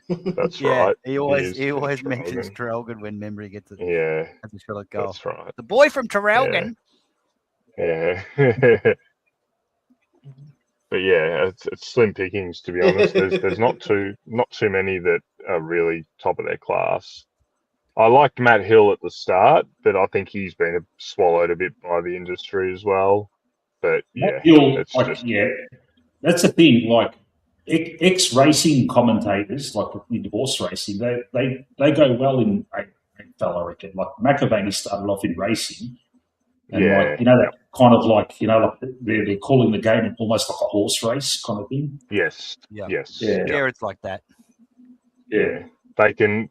Their flow's pretty good. Like if there's a quick play or something where there's a lot of handballs or a lot of things happening, it just bang, they're just onto it straight away, you know. But yeah, like I was a sort of, you know, youngish guy when Dennis Cometti was really, you know, at his height, and I don't think there'll be anyone like him ever again. Yeah. You know, the Smooth, perfect mate. voice. Yeah, the perfect voice, the no bias bullshit in his commentary. Like I still to this day I don't even know who he bloody supports, you know. Like just quality, complete quality commentators. They don't exist anymore like that. They're all just snuffy supporters now, most of them. We had the glory days of Sandy Roberts and Peter Landy. They were great. Peter, there was no better team than Lou Richards and Peter Landy. Yeah. With special comments from Bobby Skilton. Yeah. That's your dream team. I'll tell you what, Lou Richards, isn't it hard, like when you listen to the old fucking games, Collingwood's losing grand finals every fucking year in the 70s, and Lou Richards is commentating, and he still manages to stay excited, even though the team that he loves is getting fucking belted in a granny, you know. He's a pro. When that day when Bartlett kicked 7 goals in 1980, and that goal when he turned Stan Magro inside out in the pocket, and Louis like still being a professional. Yeah. What a legend, mate, Louis. You know who's very underrated as a commentator, and he didn't do it much, but Peter Dacos was very good. Yeah, I remember. Yeah, man. Yeah. He used to be on 3AW with Rexy sometimes, yeah. You know what was good? I think he was on Channel 10 for a bit. Yeah. Yeah. You know what was good? When they had those fucking biased commentary with Dakes and Shorey and Maguire. Against Richmond. Press red for Ed. Sit down and get Peter. Yeah. Do Carlton still have their own SEN commentary, or it's just too demoralising for them? They do. They do. They do. There's nothing better than hearing those guys go off when Carlton are getting thrashed. Yeah. Andy Marr's fucking insufferable, man. Oh, well, he's one I can't stand. Yeah. Just. Yeah, they do the Carlton radio on SEN. Yeah. Most of the Carlton home games. It's generally Andrew Marr, that Sam Edmund bloke, and then it's Ange Christou and Anthony Koutafidis. Yeah. Oh, yeah. Mate, and look, I've listened to it a couple of times. Like, I wish we did something like that, you know? Yeah. Would I listen to it? Probably not, because I'm at most of the games, you know? But it is good to at least have the option, because we pretty much get an anti-Collingwood call anywhere else we go. So, you know. When Hutto was commentating the other night against the Saints, the barracking against Collingwood was just just calling for free kicks like a supporter. That's a free kick. That's holding the ball. Yeah. Oh. BT when he commentates us, surprisingly, it sounds like he's against us. It's like, fuck, mate. He has been for ages. He's still cutting about 1990. Yeah. It's still. That's got to be holding the ball. That's holding the ball. And he just keeps going. It's like, fuck, mate. You know what makes it so ironic is the person he should be cut, with, is sitting next to him in special comments. Lee Matthews, yeah. Like, get over it, BT. Yeah. But again, here's the Collingwood haters of the world, or the population that doesn't follow Collingwood. Oh, BT's so biased for Collingwood. I know. It's madness, isn't it? Yeah. It's funny as well, because Collingwood give him the plum gig every year as the MC at the bloody best and fairest. And I always think, fucking, why have you got him there? Fucking Yeah. get anyone else. Especially the year where he tried to chat up Alex Pennebury as well. Yeah. Oh, yeah. And like Scott Oh. was like literally just on the table, just being, hey, like, dude, like, Yeah. cut it, like, just move on. And he wouldn't. It was just he did something similar the other week too. Royce Hart, like he was like, oh, Royce Hart should have been in the Hall of Fame, and he's not in the Hall of Fame. And he went on for like fucking 15 minutes about it, and it's like, BT, move the fuck on. Like I've never seen anything like it. Like it's just I don't know. It's just I've never really been like a BT fan, and I reckon if I ever met him in person, I just reckon he'd be the most just self-absorbed. Just I'll leave it there. I got a story about BT actually. He Wouldn't so surprise this me. yeah, and I've heard other bits and pieces, but this is one that I've heard about 10 years ago. So it was either the Basin Footy Club or Ferntree Gully Footy Club out that way somewhere, right? And they were doing That's a actually sport. ironic because I used to play for those clubs. Oh, well, there you go. So you might actually know this story. So this was, Alright. yeah, it was probably 10, maybe a bit longer, 10 or so years ago. They were doing a sportsman's night, and it was going to be like the major club fundraiser for the year. Yeah.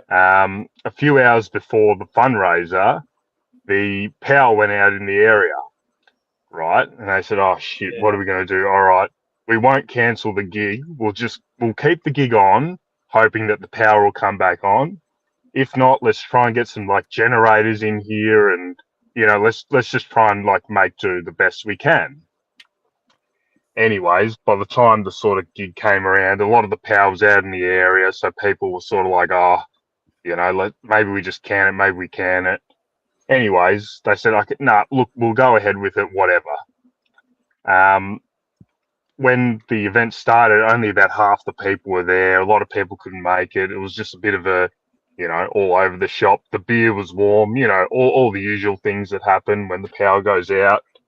And BT rocked up and they go, "Look, BT, looks like we're going to just do a bit of like a skeleton sporty, like it's not going to be full blown. Are you willing to sort of, take a little bit of money off for us just to like help us out? And, you don't have to speak as long or whatever." And he goes, "No, I've come here for my full pay. I expect my full pay." Wow. And they're like, "BT, can you please help us out? Like, this is our major fundraiser. We're just going to try and make do. We'll just try our best." "No, I've come here for my full pay. Speaking or not, I demand my full pay." And the president just said, "BT, here's your money. Fuck off. We don't want you to talk. Fuck off." And then off he went. Oh. Yeah. And then I think if 2 or 3 that was weeks. the French Galley president, that wouldn't shock me in the slightest. Yeah, it was one of those. He's actually a really good bloke. I don't remember which club it was, but it was somewhere out in the east somewhere. Yeah. And anyways, 2 weeks later, they decided to redo the sporty. And they actually got John Platten, and John Platten did it free of charge because he heard about what happened, and he said, I'm happy to do it free of charge." And he brought another old Hawthorn bloke down that I forget, and they just did it free of charge. Just to sort of help out the club or whatever. But once I heard that about BT, I said, that just tells you all you need to know about that bloke. Yeah. He's already probably a multi-millionaire, and he wants to drain a local club, because they've just had a shambles of a night. Yeah. If that was Peter Dacos, he would have said, "Guys, no worries, I'm not going to charge you." Or even like, Get me on next year, and we'll go again, and I'll do whatever I can tonight. That's what most people would do. Yeah. Or even like, or cost, just pay for my transport and my meal and something like that. Yeah. Or just book like a second time and then like, maybe charge a little bit more for the second time around. Because you can always get paid. It's just that you just don't get it that night. Like you might get it paid down the line, like say a year later or whatever. But I don't know. I've never understood that mentality. Because at the end of the day, you can always make it work eventually. You just don't get it like straight away. No, that just reconfirms. And I know from I have met some really good people at the French Gully Footy Club. But I mean, I left. This will be my second going into this season. This will be my second year out of the club. So, but no, if it was the president, the French Gully, that wouldn't have shocked me at all. Basically, I played there in the juniors. I can't claim to remember the club, but it was one of them out there somewhere. I can't remember exactly which. Yeah, it's just funny how you literally named the two. What's that? Sorry. Did you play cricket at Ferntree Gully as well? No, so I had an opportunity to play there 1 year, and the reason I asked because I know Shane Warne used to be around from that area. Yeah, so he was around the Fincheli area. Oh, really? Yeah, I mean, I never got to really. I thought he was a Peninsula boy, or like that sort of sandring from ham upper gully. I've definitely people have like spoken about how he used to. I don't know if it was like a childhood area or whatever, but he definitely has history in French Gully. Yeah, I've read his. I've got his autobiography, and he grew up in Ferntree Gully. But once the money started coming in, he moved into the swanky fucking Bayside, Brighton. Okay. Yeah, there you go. That makes good sense. He played for St Kilda in the Victorian Premier Cricket, so that's why a lot of people see him. Yeah, well, he tried out for the Saints, and I think he was in under 19s. Yeah. He played under 19s. Yeah, I think he kicked 60 or 70 goals in one of the years as well. So he had to. I'm not sure. It could just be one of those, stories, but I'm pretty sure he was another one of those guys that had to make a decision. Because a lot of guys in that era, they had to make the call. It was the period of time where he was in the under 19s trying to get into onto the senior list back when there was under 19s, and they chopped him. They said he wasn't good enough because they had Plugger, and there was probably another fucking full forward in the reserves back in those days. Everyone had a backup full forward. Oh, and you had Kaczynski as well, Stewie Lowe. Yeah, so they cut him, and it absolutely devastated him because he was a one-eyed Silver fan. And then he went to England, played cricket in the lower leagues, and just fucking devoted himself to leg spin, and the rest is history. But he had abnormally massive fucking hands, like fucking thick fingers, perfect for spin bowling, mate. Natural talent. Yeah. Yeah. Well, there's a story. I mean, if Mick's read the biography, he'd be able to confirm this. But I think one of the stories with Shane Warne was he broke all his fingers playing with his brother or something.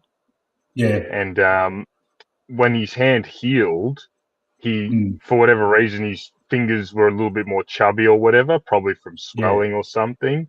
And he reckons that was his biggest secret to the art of leg spin. The fact that his fingers broke, and when they healed, they somehow stayed a little bit fatter, and he was able to get like a really good grip on the ball and really get those revs going. Yeah, his knuckles. I think it was his knuckles were like abnormally sort of swollen for good. Yeah. And before him, mate, there was no leg spinners, mate. Leg spinners used to get fucking slogged, mate. And he was the first attacking fucking leg spinner, I fucking loved him, man. Oh, yeah. There'll never be another one like him. Yeah. I loved, as a professional athlete, you'd hear stories about what he used to eat. He didn't eat meat or vegetables. Yeah. And he'd go to McDonald's and he'd get a cheeseburger, and he'd get a cheeseburger meal, a Happy Meal, and he'd throw the burger out and put the chips in the bun. Oh, that's so Aussie. That's so suburban Aussie. You know his preparation before a big test. He'd get 2 large Hawaiian pizzas and a 2-liter bottle of Coke. Yeah. in between fucking puffing What a away fucking the legend. Marlboros, mate. I loved how he was endorsed by fucking the Quit campaign, and he was still fucking smoking. Yeah.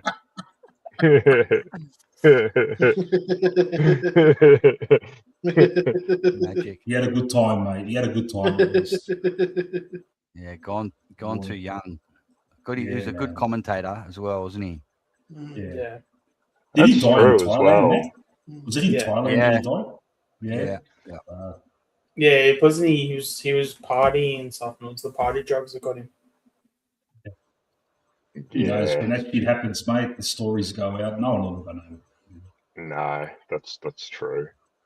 The thing with Warren especially is, you know, he partied hard his whole life, and that's Yeah. just, unfortunately, that's what happens a lot of the time to those guys. They don't live a long full life. Yeah. But you know, at the end of the day, like he's our era's sort of Bradman, where I think in 100 years there'll still be, you know, no one's going to forget a Shane Warne. You know, that's a once in a lifetime cricketer that will probably never be replicated. Just like you know, Don Bradman most likely will never be replicated. I think Shane Warne's in that category as well.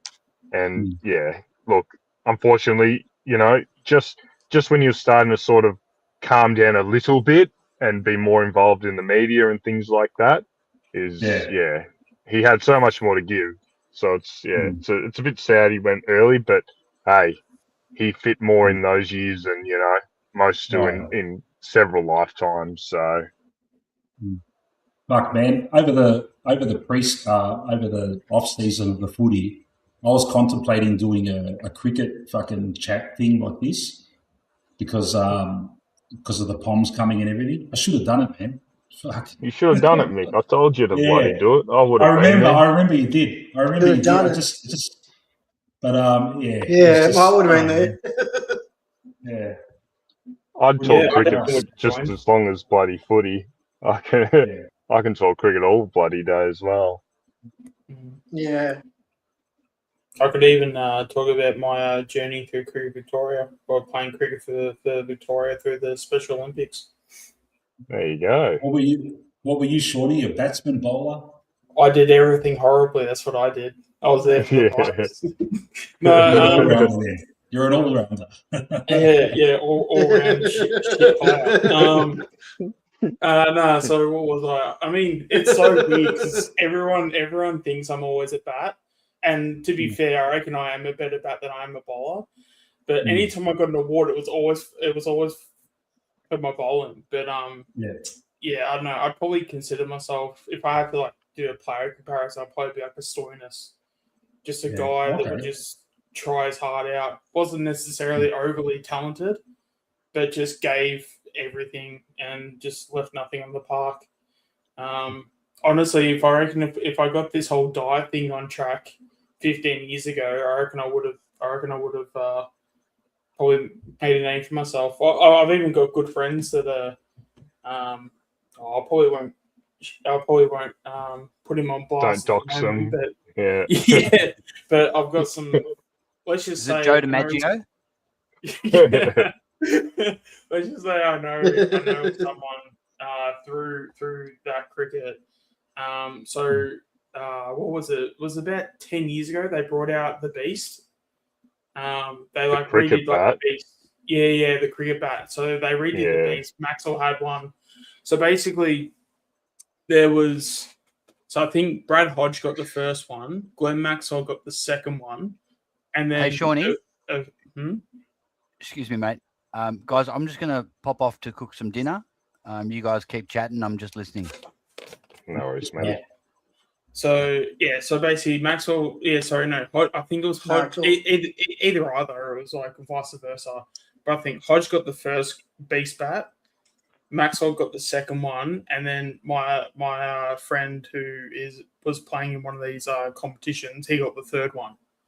And he actually sent me a message being like, "Hey, like if you want, I can actually get it. I can actually get two, and I can give one to you if you want to, if you're willing to buy it off me and stuff." So I would have actually got like I can't remember how long ago it was. This was this would have been not 10 years ago. This would have been 21, I reckon. So this would have been about 5 years ago because this was like around COVID. Now the first beast bat, Sean, that was the one that was made illegal, wasn't it? Yeah, and that's why they took it away. But then they redid it as like a anniversary type thing, or like a What was it illegal? It was like a special. It had a bit of metal through the middle of it or something, didn't it? Okay. Yeah, there was something like that. Because Ponting used it for about 5 or 6 years from memory, didn't he? Yeah. Yeah, I think Ricky Ponting used it for Hussey, several I think, years. used it as well. Yes, and then I think once it sort of caught on a little bit, they did some investigating into it, and they found that there was some unfair advantage with the sweet spot, and then it got immediately pulled off the market because they reckon that for a few years, especially the Aussie cricketers, you're right. I remember Hussey had one as well, and I think even some of the tail enders. I think Brett Lee might have had one as well. I think so. Brett Lee used to smoke some sixes with it, so I think they did some investigating. They pulled it off the market quick, smart. But they brought it back. It was like some like sort of like special edition one. And my a good friend of mine, he's he was the third in line to actually get it. I probably won't say where he was playing his cricket and stuff, but he's definitely captain teams. I'll say that. He basically just sent me a message being like, "Hey, if you want, I can buy 2 of them and you can have the other one." In the end, it just fell through because I think I was like too busy at the time because I was probably like way too busy working and stuff. But that was a bit of a missed opportunity. But could have had a brand new beast bat. Oh, there you go. Did you ever play cricket, Mick? Yeah, badly. Look, man, I love my sports growing up, but I was never, good at anything. I played footy, cricket, and soccer, and never reached a high level or anything, and never had any, But I loved it, man. I just loved being part of a team and a club and all that. When I played cricket, I fell into the leg spin craze, and I really wanted to fucking,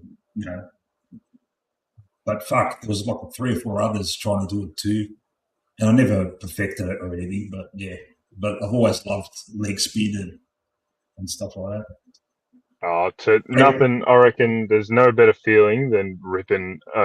You might only rip one every bloody over. There's nothing better than ripping a beautiful leg spinner. Yeah. Absolutely the best feeling in the world, I reckon. Oh yeah, bamboozling a batsman. Yeah. If you get a bit of drift as well, and it just turns. Ooh, and like you have an appreciation. Like Warney could, have his stock ball and fucking disguise it, and all of a sudden it goes the other way or something, but he's had the same action almost. That's ridiculous, man. Yeah. Just one finger slightly moves a different way, and that was it. That's the difference between it spinning, 90 bloody degrees one way or sliding on or going back the other way. It's just, it's ridiculous, And that's why I only played cricket juniors when I was young, and then I played for school. The school I went to was it was a sporty school sort of thing. Yeah. So it was a decent level, but no, the highest I got was seconds. Which is it's a good level of cricket and that. And I played against a few guys that sort of went on to have decent careers, but no, I was never at the level. never at the level. I was just a bowler, just a stock medium pacer, and that was it. Couldn't really do much with the ball. A bit of swing with the new ball, and that was about it. Okay. No pace variation and A bit of pace no. variation, but my biggest issue was I'm only just 6 foot on the dot. Okay. So Yeah. the height always, Oh, I could never get that bounce. I could, you look at the guys, if they're 6'2", 6'3", they're able to sort of pitch it, that they've got yeah. those areas where they can sort of pitch it where I just can't. Yeah. If I'm too full, it stays too low. If I'm too short, it doesn't get that bounce. So, It gets pulled. you It gets know, pulled to a boundary. exactly. So that was the thing that sort of, my pace was all right, but yeah, I just didn't have the height to really trouble anyone. And yeah, that's the thing. I could swing a new ball, but an old ball, I could not swing an old ball. Yeah. And still to this day, it makes it. I know they were using mints and things like that. Yeah. A lot of the POMs and that, but it always Yeah. used to amaze me. I'm thinking they got a 60 over old ball and they're making it swing, sideways. And Yeah. here I am with like a 10 over ball, and I've already lost the ability to swing. So, yeah. Who's your favourite cricketer of all time? My favourite cricketer is probably Warne, but I mean outside of Warne, because like I just grew up with Shane Warne, and then that was it. Like there was just nobody else. But the guy I sort of liked to watch a lot when I was younger was Andy Bickle. Okay. A bit of a random one, but I used to love him. Queensland all-rounder, yeah. Yeah, I used to really like Andy Bickle, and he forced his way into the Test side, and he was just a workman. But yeah, I just used to love him because he was that grunt bowler, he'd just effort balls, a bit like Peter Siddle of the newer age, Andy Bickle would just toil away. He didn't have awesome pace, but he was just a goer, and he was a pretty decent batsman as well. I just used to like him. He would have played a few ODIs. Yeah, I think in the end he played about 20 Test matches, and a lot of ODI cricket. But back then the ODI cricket was not at the same level as Test, but it was a big achievement to be in the ODI team. Oh yeah, it was good back then. These days they're forgettable these days, but back there, you'd look forward to it. Well, they had a set squad. They had a set ODI squad back in the day. There was, the 15, 16 players, and that was it. And it was a big deal to now. There's bloody 50 or 60 ODI players. That they change the bloody team every time. Yeah, I still like the ODI format better than the 2020. Like it's kind of like back in the 90s. It was just great. You spend the whole fucking day, man, watching the cricket, and from day to night. It was just great back then. These days they're just forgettable. My favourite player ever, apart from Shane Warne, obviously, was Dean Jones. Dean Jones, man. Oh yeah, they dropped him from the Test side while he was topping the averages, and he did something. I don't know what I think he had a bad attitude or something, but they just got rid of him. Yeah, he did. Yeah. It's actually funny because my dad's actually got a really good story about Dean Jones because he actually played against him. Okay. Yeah. Basically, so I can't remember where he was playing and stuff, but obviously Dean Jones was on the other side.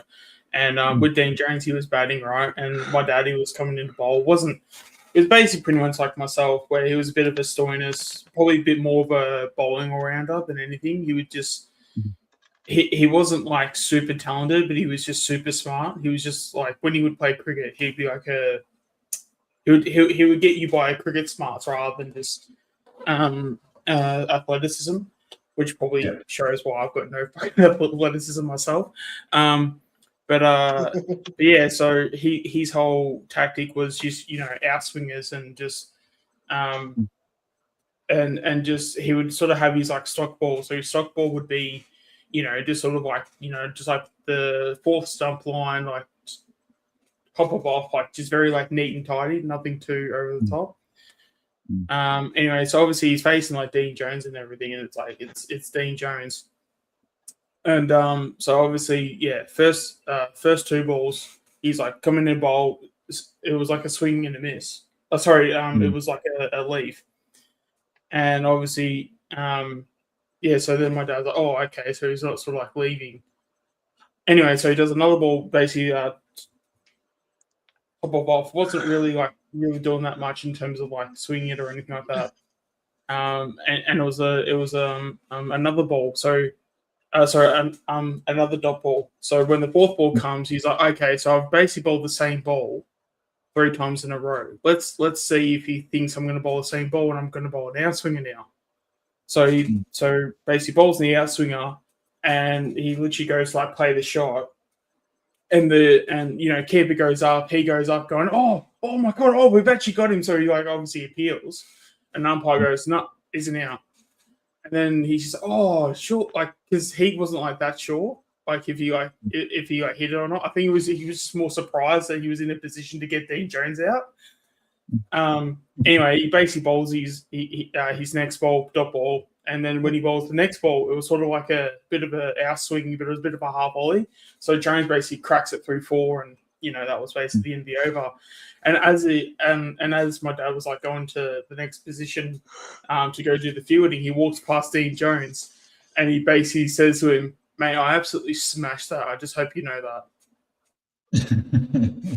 And yeah, it was just it was a moment he's like told me like before and stuff, and I was like, that's actually like pretty cool, like yeah. But also as well, speaking of like special things at the moment, because I had just moved house recently, so I was able to move all my stuff so I know where it all is. Let me just get the camera going. So here is my playing top. Here you go. Oh. All right. So that was the playing top that I used to play in when I played for Victoria. Nice. Yeah. So yeah, didn't turn out as the normal number 5 in the Victorian side. He was a little bit better, but only just a little bit though. All right, I'm just going to go for a leak, guys. I'll be back. But yeah, end up playing probably about because back then when I was playing, we didn't have like many games to play, so I reckon I would have played about maybe 15 games, but I was definitely around for a while. We just didn't have enough tournaments. Yeah, but now they do a tournament in Geelong every year now. Around like February they do it. Yeah. It's also probably one of the goals. Like once I do lose a little bit of the weight, yeah, maybe I might see if I can try and get back in the squad. Sort of see how we go with that.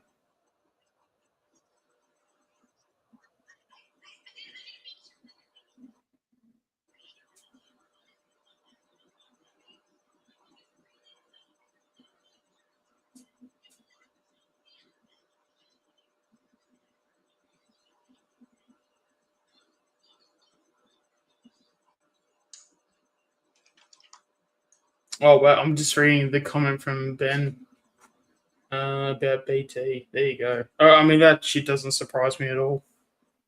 Yeah.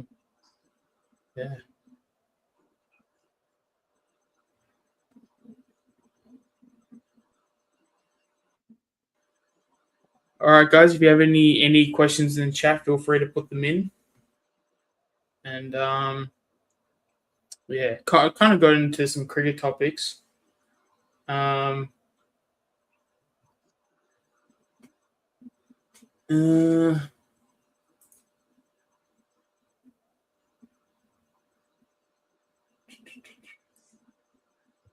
I'm not sure because Matt's cooking some food. So if he's the only one that can add people in, I'm not sure how that works.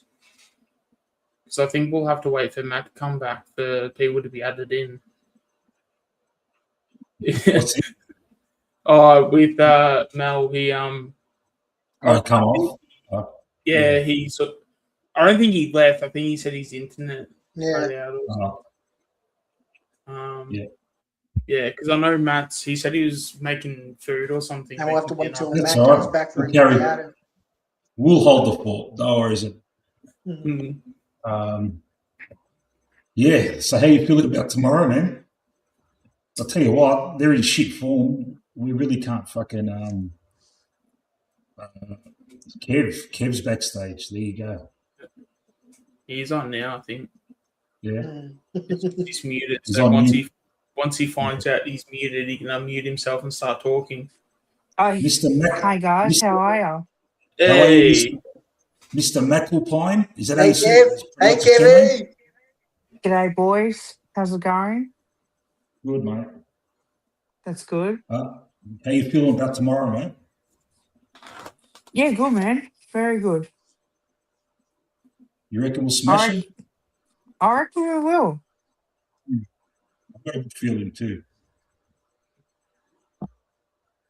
They've got no backline, so that's huge. Yeah. Whether Leek or Leo will play, who knows?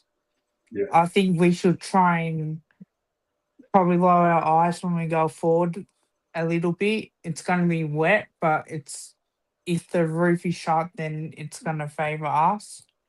And they don't have many one-on-one key defenders except for Jaden Laverde. So it should be interesting, what we do, and if we can use our speed and get one-on-one contests, then hopefully we can get the job done that way.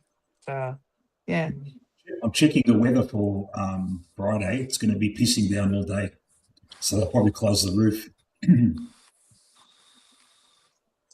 Yeah, for sure. Are you going to the game, Kev? I am, yes. I don't know if my Yeah. sister is going, but I'm definitely going. Yeah. Kev, you know who we were talking about before? I bet you know this. I bet you know this bloke. You know the Mark. bloke. You know the bloke with the long hair that waves the flag, Mark. Mark, yes, I've met him and spoken to him a Yeah. few times, yes. He's a good bloke. In my opinion, I think he is, Yeah. personally. Yeah. Yeah, like the same. Like I've met him a couple of times on the train, but I've never had a proper conversation with him. No, we were just talking about him before because it's so great, when they always show him on the tally waving the flag. It's great, Yeah. Pretty sure I've been on TV a few times as well. Like, I definitely have paused the TV and just go, oh, yeah, that's me on TV. Yeah. But no, like, it's always good to see yourself on TV a few times, but yeah.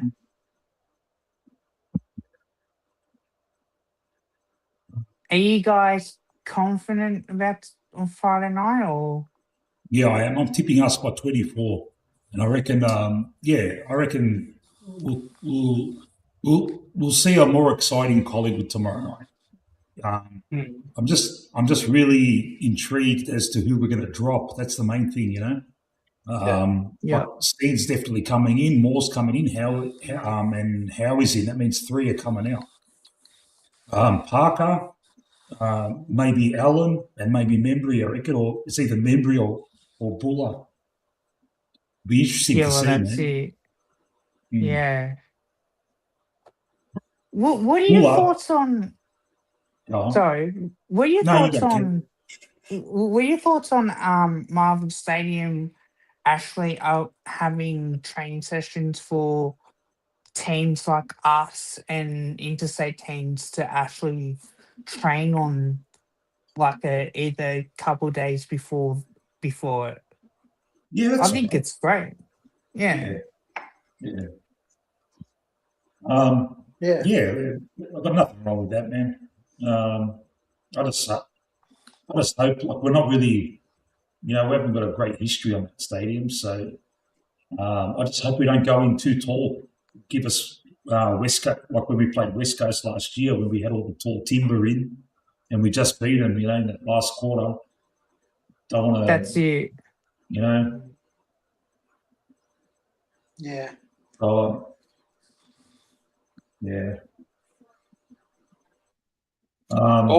I do also find it interesting with one of the things that Fly mentioned in his presser that he said that something like Charlie West didn't have enough conditioning going into this week, so we chose to play him so we chose to play him in the VFL instead.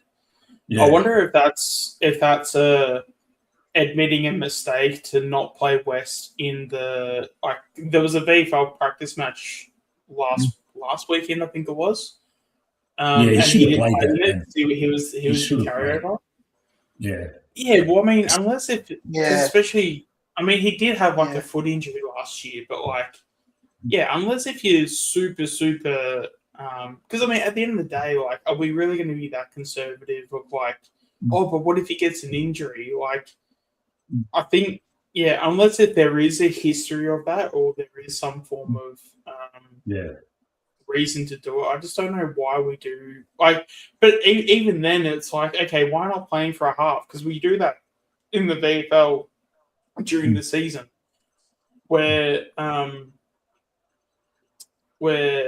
something will play out, and if X player is a shoe in to play next week because there was a player that gets injured, they normally play half the game just so that they get a little run in their legs, but not a full game. And then the week later, they're then playing AFL. I don't, especially because it's a kid as well. Are we really concerned about how much run Charlie West is getting in the legs? Yeah. It just seemed like a really massive oversight for me. And it seemed like Fly was owning it, but obviously he's not going to flat out say that, we fucked up. But I think he sort of acknowledged the mistake without owning up to it, if that makes any sense. Yeah. Well, we're doing that with Reef as well. We're playing in half a game in the VFL. So it'll be interesting to see on how many. Is that confirmed though? Because he's just been selected. They haven't said anything. He might even get a full game, which it has been over 12 months since the ACL. Or no, I think it's right on 12 months because he did it round 2, didn't he? Yeah, last year against the Bulldogs. Yeah. So it's going to be about 12 months, which is more than enough time. Especially in the modern day, because it used to be 12 months, but now you can get an ACL healed in 9 months now. Well, I play him personally in the VFL and get all the minutes he can get and see what he can do personally, and then see how he goes, and then you can always take him off if you need to, and then. Would you play Reef over Frampton? No way. Nah. And I'm sick of hearing that too, man. Yeah. It's going to happen. Reef's got to do the hard yards, man, before you even consider. It'll take about a month. I reckon Reef will play about 4 games, and we'll see him in the seniors, and it'll be at the expense of Frampton. Yeah, but Frampton takes the opposition monster. I can't read. He's not big enough, I could not be in more agreement with you, but I'm just saying from history. History tells us that Reef is going to play seniors, and Frampton is going to be the reason. The reason for Reef's inclusion. In a perfect world in the future, I envisage if everything comes good. I envisage in 2 or 3 years, fucking McCarthy, West, and Reef as our talls up forward. Like Reef playing that third tall role. Yeah, that's what I envisage. I don't see Reef as a defender. He's actually not that bad of a defender. I just don't want it to be at the expense of Frampton. Because again, they're different defenders. Is I completely agree with what you said before, Mike. But again, we're talking about Fly, and unfortunately, we have a track record of what Fly does. Fly doesn't do what we want him to do. He does. He can have some good choices. Yeah. Well, he's going to play a few minutes on the VFL. They reckon. They reckon I'll put him on in the last quarter or something, or the first quarter. Yeah. That VFL game is so intriguing. I can't wait. I'm looking forward to that more than the actual game. You know, because we're in the mode now. All right, we hope to be contending this year, but there's that lingering doubt that it's not going to work out. So you just look into the future, and you just and it's your fault, Sean, because you've been saying that Brindable and Swaddling are fucking guns, and I can't wait to see them. Everyone's talking about Angry, and everyone, Cochrane, Will Hayes, doesn't miss. Harvey Harrison. There's so many, even McCarthy. I don't know much about him from what I've heard. Like, imagine he has a really good season in the VFL. He's a smoky to get a debut later in the year. Let's say we're not making finals in the last game. Put him in, mate. Doesn't hurt. Yeah, I'm pretty sure we'll be in the mix. Yeah, this year. Yeah, we'll be there. I will say this. You can finish. You can finish fucking 10th now. Fucking hell. Yeah, I will say this. Do we really want that? Every player that we drafted in the recent draft is going to be considered for selection at some point this year. That's basically what I got told by someone close inside the club. So it honestly wouldn't surprise me if we do like and again, I think that's probably the preference of like not knowing what the future is. So someone like a Zach McCarthy, he could get senior games this year, but I would only imagine that would happen if we're not making finals. So it's just here you go. Here's like a carrot to dangle in front of you, so you go into preseason with some confidence. But yeah, if we're making finals, then I don't see someone like a McCarthy probably getting any games. I mean, even like someone like a Swaddling, I feel like a Swaddling could even like get a game this year, just purely off the back of the fact that he can just find the ball. Yeah. If he's doing that consistently enough, why not put him on a wing or put him at half back or half forward? Yeah. Well, if let's say fucking if Lipper is stinking it up, and Swaddling's fucking burning it up in the twos, then you think about it, Oh, it's going to be really interesting to see, like, okay, how far is Fly willing to go to make excuses this year to not play the kids? Because it's going to get really interesting this year. Well, now he's playing Steens, so at least that's a step in the right direction. But if he drops Buller, then it's 2 steps back. Yeah. That's going to be such a gut punch. So maybe we might have to drop McStay, maybe. If Buller gets dropped, it's because he's not an adequate second ruck, and that's I know it's a gut punch, but you got to call it as you see it. We're getting in a specialist ruckman who can also take a clunking mark-up forward. And, but that's why you made Buller as like a main key forward then. Like his primary position can then just be key forward. You take Tim Membry out. Because really, if you want a Tim Membry, you've got Jordan De Goey, who's a better Tim Membry at what Tim Membry does. Yeah. Like, it just makes no sense. Like, why are we... It's probably... Are we going in too tall if we're going in with McStay, Buller, and fucking Steene? It's probably not, is it? I don't think so. And I think a lot of people throw out the too tall narrative because we lost. And because again, I will say, I reckon our midfield's more in shambles than our forward line. Well, I mean, our forward line's probably more in shambles, but it's because of the midfield. If the midfield's solid, then like our forward line's not in shambles. Because at the end of the day, if you're getting dished up what the midfield is dishing out to our forwards. Yeah. Like, I mean, you can put Tony Lockett down there. Tony Lockett wouldn't kick 6 with some of the ball use we've had this year. You think it's a simple fix, like as in just as long as if Moore and Howie are back, so that means when we turn that over in midfield and the opposition gets a quick kick forward, Moore or Howie intercept, and then bang, our mids are off. Yeah, Yeah. Do you reckon it's a simple fucking solving of the puzzle there? Just that? I hope it is, man. Just hit your targets when you go for like when you're 80 meters out or less, and you've got to hit a target. Hit that fucking target.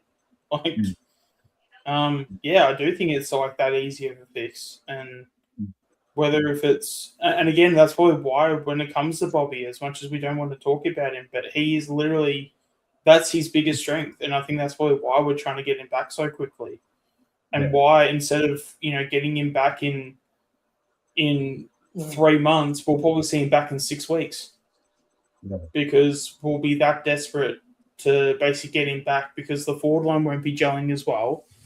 And then, because with Bobby, that's his biggest strength. So to get him in the squad with that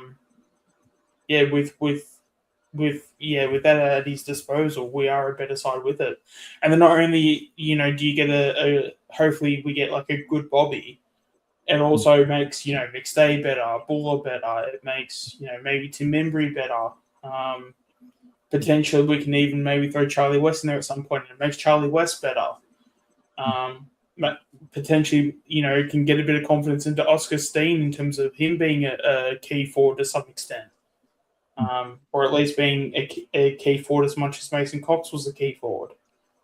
It all like adds up at the end of the day. No, agreed. Because we definitely need a key forward to help out when we, with our targets, because we don't have many. We have the key forward targets. Our midfielders are just not executing on their kicks inside forward 50. Again, and I know that, there are a lot of people that don't like Blipper, and I mean, I'm, to be honest, with the way he's been going, I'm starting to jump on that bandwagon now too. But when Lipper is doing his best work, like he is doing those laser passes and he is like hitting the forwards up really well. But if he's not doing that, then he's basically shirking tackles and any hard ball gets. So, and he doesn't tackle himself either. It's like It's not a big part of his game, and it's what you want. Like he needs to be an all-round player rather than if you're an outside player, okay, play the outside game. But if your outside game's not working, well, you got to impact somehow. So do something. Whether if it is tackling or whether it is putting your head over it. Like I was fine with him not putting his head over it if he was hitting those laser passes. But once he wasn't hitting those passes inside forward 50, well, then it's like, okay, well, then what's the point of you being in this side now? Because you can't do that. It just feels like there's no point having you in the side now. Yeah, and he used to have this knack of finding space inside the 50 and getting a mark, and that's come out of it. I haven't seen any of that in the first couple of rounds either, He used to sneak into the 50, get a mark. It's like, where'd he bob up from, Yeah. 100%. Also, too, one thing that I'm getting sick and tired of, and I know this happens a fair bit, is we let teams jump us from the start and then we play catch up. We need to stop doing that. When's the last time we came out and just smashed the team from the start? It's so it pisses me off. And the answer was Port Adelaide. We always seem to do it against Port Adelaide. Last week he had Jamie Elliott on the bench for the first 20 minutes. It's like, what's going on, man? Put him on. Apparently he was crook, but again, it's like we've got so much depth. Like, don't play him. Yeah. Like pick a Will Hayes, pick a Harvey Harrison, pick a Jesus Christ, the list goes on. Like all these kids are starved for opportunity, and that's really the whole point of it. Is that Jamie Elliott's a big crook. Okay, Jamie, stiff shit. You're either not playing or you're playing VFL if you're too crook. Like, it's this whole he's a bit unwell, he's a bit sick. Let's put our arms around him and let's cuddle him and stuff. No, go home, get well, and we'll have someone do your job until you get better, and then you can come back and be in the best form possible. And whether if it's Hayes, Harrison, whoever. Like we've got plenty of options. Like we don't need to. I don't know why we're I can't even believe I'm even saying this, but we're basically doing a Carlton. We're basically throwing people like Cripps. Like, so how Carlton throw Cripps in the middle and he gets like, and it's not that we have no help, but it's like Carlton don't have, or probably Cripps is a bad example, but it's like we can drop Elliott for a week or two and play someone like a Harvey Harrison or Hayes. And like we can be fine. Carlton can't do that, you know. So it's like I just don't understand why we're so hell bent on. Oh, but Jelliett's like such a good Jelliot. Fucking hell, Jamie Elliott's such a good forward. You know, and he's like so pivotal to us winning games. Well, not if he's fucking crook and not if he's not 100%. You know, like are we really going to sit here and apparently the quote, or not the quote, but apparently the term that apparently he was like really, really sick and really unwell. So you're telling me that version of Jamie was a better version than what Harrison and Hayes are currently doing right now? Yeah. Like that's like, and it's not probably like the word disrespect is probably maybe not the right word for it. But I mean, imagine if you're Harvey Harrison or Will Hayes hearing that. And I go, oh, well, I guess, like, fuck me, right? You know, like you know what I mean? Like, how are they supposed to take it? Even like a Lockie Sullivan. I'd take a Lockie Sullivan because at least he's going to be a competent cog in the wheel. Yeah. And he's not fucking sick. You know? I mean, even in the practice matches, he was kicking 2-3 goals a game. Like, again, I don't want him to be playing every week because I personally think he should be more depth. But at least when you have an Elliott being sick, get Sullivan in. You know, this is the same thing as happened in the qualifying final and the prelim final. We play players that aren't fit to play.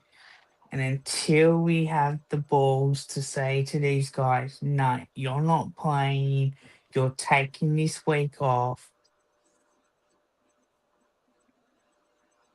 we're treating it as a game that, no, we can win without you. You're not 100% fit. You're not 80, 90% fit. We're not going to risk you. Yeah. It just feels like we don't even take the competition seriously enough. Like when it's like shit like that. It's like if someone's like genuinely like sick and they need like fucking chicken soup and like whatever to like get better. It's like, why are we not just being like, hey dude, just stay home. We've got this. You know, be I don't know, like adults just seem like a bad term to use, but you know, at the end of the day, we are all adults and we can like we have more than enough to just like, okay, if Elliott doesn't play, we've got more than enough soldiers to replace Elliott and like, okay, what's the difference? Like we go and play whoever or who we play Adelaide. Like, you know, if you're playing like, you know, a fit player over Elliott, we probably end up getting, you know, maybe a spark of a couple goals that, you know, could lead to like a 5-6 goal, you know, run as well. And then that could be the difference between losing like motivation in that third quarter to actually winning the damn game. Like, you know, because like momentum is massive in football because this whole thing of like, you know, oh, but, you know, it was 2 goals and 2 goals is like a big margin or whatever. Or like, oh, but like it's like 2 kicks. Like how many times have we seen teams and when they get 1 turns into 3, 3 turns into 4, 4 turns into 5. Like just way too many times. Like once you get the momentum, it's so hard. Like unless if as long as you're continuing to do what you do, it's so hard to stop. And it's not like back in like 2018 where you can put numbers behind the ball too. It's 6-6-6, so you can't really put a man behind, you know, defensive 50 sort of play. So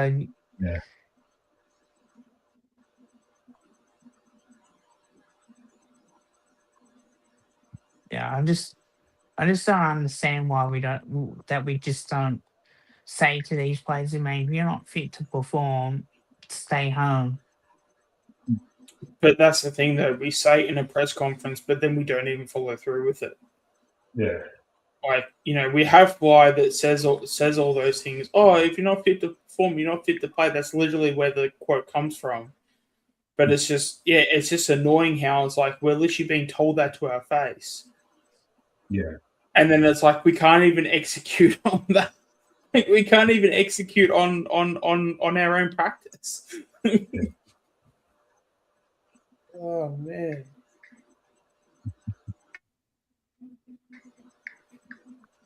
Welcome to being a Collingwood supporter, right? Yeah. But having said that, every now and then we get to cheer a flag, but not as frequent as these other dynasty teams. But yeah. But I don't want to fall on that though. Like, like I don't want to like turn it into, oh, but St Kilda have only won one flag in 150 years. At least we're not them.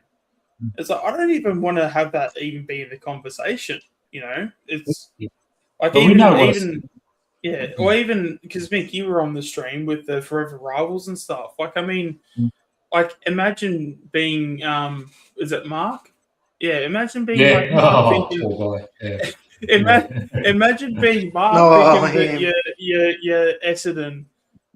Like Essendon have literally actually, and that's the thing, and I even said it in the chat as well. In the last 20 years, St Kilda have had more success than Essendon. Like, let that sink in for a bit. Like St Kilda, like the team that literally went out of their way to change the NGA rules, and now all of a sudden they're now not getting one of their better NGA picks because of how they changed the rules. But then they'll cry wolf over how that they get hard done by. It's like you were the ones that literally wanted to change the whole NGA rules, and now you won't get one of your top NGA prospects. Just like all we can do is just laugh at you. It's not even sooks. It's just it's like you literally grabbed the shovel and you literally dug your own grave. And now, you're crying that you're in your own grave. But you know what always happens in these situations? They're going to have a couple of years of real doom and gloom. They'll probably turn into what Melbourne was like before their flag, where they were losing by 130 points every round. And then they'll get all these priority picks, and that'll build them up again. And we never do that. Yeah, we're always competing, and that's why we never get we haven't had high picks for ages, man. Yeah. For ages. Like other teams are topping up all these first round picks. Even teams that are doing well. They trade for them and stuff. But we've just kept on this journey we're going through without all these high end picks, and we still compete every year. And it fucking shits me how that never gets acknowledged. Yeah, it's always Geelong. Geelong's always the people always want to credit Geelong for it and stuff. Yeah. But no one wants to give us credit for that we're doing it too. Yeah. Like we've had the last number one pick we had was Josh Fraser back in 1999. Since then, I reckon Carlton's had about 4, And what have they done with them, right? Mark Murphy, fucking Cruiser, what's his name? Gibbs. But it's also on the AFL to not reward those clubs as well. Like, back in the day, if you finished last, the onus was on you to blood the kids and create a team that will be good for you in 3-4 years. Now it's like you finished last. Here, I have the best fucking player in the country. Fuck off. It shits me, man. Yeah. You should not be rewarded for making bad decisions in your club that's caused your team to be shit. You should not be rewarded for that. You have to get out of it through hard work, and that's it. But that's the way it is. I don't want to get too political, but it's kind of like communism. Actually, do you know the answer to this, Mick? Who actually what AFL club has the most money in the AFL? What's the most money in the AFL? Yeah. It would have to be us. It's What do you mean? not. Has the Like in most terms money? of like a financial, who's the best club financially? Oh, okay, I've always heard that it's West Coast. It is No? West Coast. Yeah, yeah. So how can West Coast be as shit as they are, but then be the best team financially in the whole league? Yeah, and they're looking for more priority picks. You know. Yeah. Again, it's just like they literally grab the chainsaw, they cut off their own arm, and then they cry foul because it's like, oh look, I've got no arm. It's like you were the one to literally cut off your own arm. No one forced you to do that. You know, but then again, the AFL don't know what tough love is, and until it's like until it's a team that. Until they want to throw the book at a club, and it just turns out that Collingwood tends to do something that's a bit out of the ordinary, and then they throw the book at us. But the AFL will fucking spew if fucking Gold Coast don't win a flag in the next 2-3 years because they've just helped them so much. They've given them so many fucking picks and they've helped them out so much. And if they shit the bed, they'll be fucking spewing because then they'll have to fucking rebuild again. But with because if they don't win it in the next 3 years, the AFL will be trying to help Tasmania to get up, which I've got a sneaking suspicion that something's not right with that. I reckon you never know. I reckon they might pull the pin on that. Maybe I don't know. It's just got a feeling. But I was going to say every dynasty team has fucking bottomed out, topped up, because they're so shit. They've been given all these fucking priority picks, and they've picked up guns, and they've turned it. They've used those guns to kind of build the team around Richmond, Hawthorn. Richmond picked up Dusty at number 3. Without Dusty, they do not win those flags. I don't care what. 100% agree with you. And when there's some Richmond supporters that moan when I say that to them, but there's other Richmond supporters that look me in the eye and admit it, and they say, "We know, man. We know." There was so many times when they were an absolute rabble, and Dusty just fucking turns it on. Whoever Dusty played for in that era, they would have gone far. And the funny thing is, he came in at number 3. Melbourne had the first 2 picks, priority picks. They picked up fucking Trengove and Scully. They both turned out to be duds. But Richmond can't Scully, say I anything wouldn't say was a dud though. I thought Scully had a pretty good career. He had a career, but compared to Dusty. But the thing is, like intelligent Richmond supporters will admit it. If let's say Richmond finished last and Melbourne finished second last, and Richmond got those 2 picks, they would have picked up Trengove and Scully as well, because that was the consensus that year. Because those 2 were the better players, And Dusty would have ended up at fucking Melbourne, and who knows what would have happened, But also as well, they pick up an absolute generational player, and it turns them around.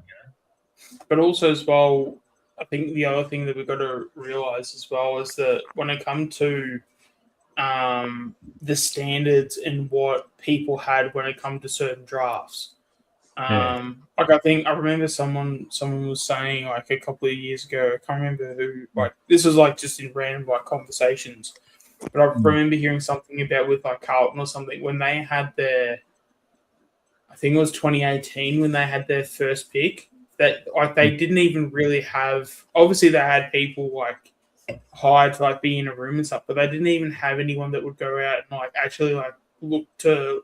They didn't have any recruiters to look for draftees because it just wasn't like a thing that they would like do. I think it was 2018. It was like it actually wasn't that long ago. So really, all these like clubs that are bringing in all these like recruiters and people watching like each week and stuff. I mean, we've had like Derek Hine and stuff for like over 20 years and everything. Well, had Derek Hine for over 20 years, maybe even 25, I think actually. But like, it's the way that we look at footballers has like improved significantly, especially from day one of when Hine started to what it is now. It wouldn't even be close to the attention that to like what it gets now. Where like, you know, even back then, like you would actually have to go to each game. Like it wouldn't be a game that would be on TV or anything like that. So you'd have to be physically in person. You'd have to, you know, basically travel to all the, because I mean the only, I guess one way you would do it is if you would go to like the champs games. So if you were to watch every single game of the champs and then make your choices through that, then you can maybe then you can maybe like find someone half decent. But yeah, it's only been, again, I don't know the exact timeline and stuff, but it's only been recent that clubs have actually like really invested. It's only been in the last, like, I don't know, five or so years where clubs have actually really invested in their recruiting. Hey, Shawnee. There he is. Nice meal, mate. Do you like my keto dinner? Yeah, it's not bad. I don't really like the avocado though. The avocado can go, but everything else is pretty good. You don't like avocado?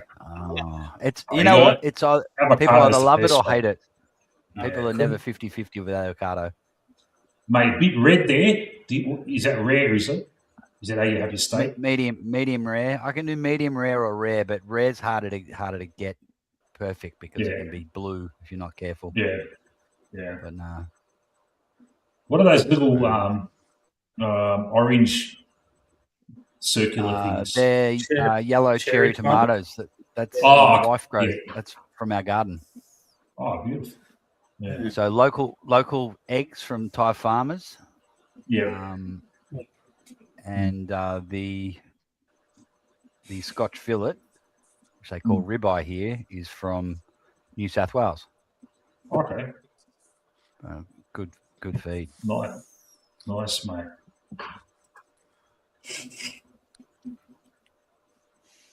We've just been rambling on. I think Age was dropped out. Okay, good night, Age. Yeah. No, he might want to come. Yeah, he back wanted in. to come back in, I think. Yeah. Oh, okay, I'll keep an eye out for him. Yeah, he wanted to come back in. Yeah, man. We've gone back. We're talking about cricket. We've gone back to footy again. Talking about the PFL. Oh, talking about Elliot being sick and how bullshit that is. How you can have someone like a Will Hayes on the sidelines and we won't do shit about it. Yeah, We'd rather it comes down. a bedridden Jamie Elliott, which apparently that was what the quote was. Even if Jamie was cooked last week, you can't start him. Fucking rest him later on in the game. Have him right there at the start, because in the past he's given us a spark right at the start. Yeah, he's kicked a couple of goals, got us up and going. Instead, we've gone with the three fucking statues. Nothing's happened, and Adelaide jumps us. You know. Yeah. And every time we played small in that game against Adelaide, we got a run on them. Yeah. Yeah, we just love getting jumped. How often do they just put on 2 or 3 goals in the first 5 or 10 minutes, and then it's just a slog from then? That's what Kev said before. Yeah, I hate when we let teams jump us and then we play catch up, or we get so far in front and then we let teams come back.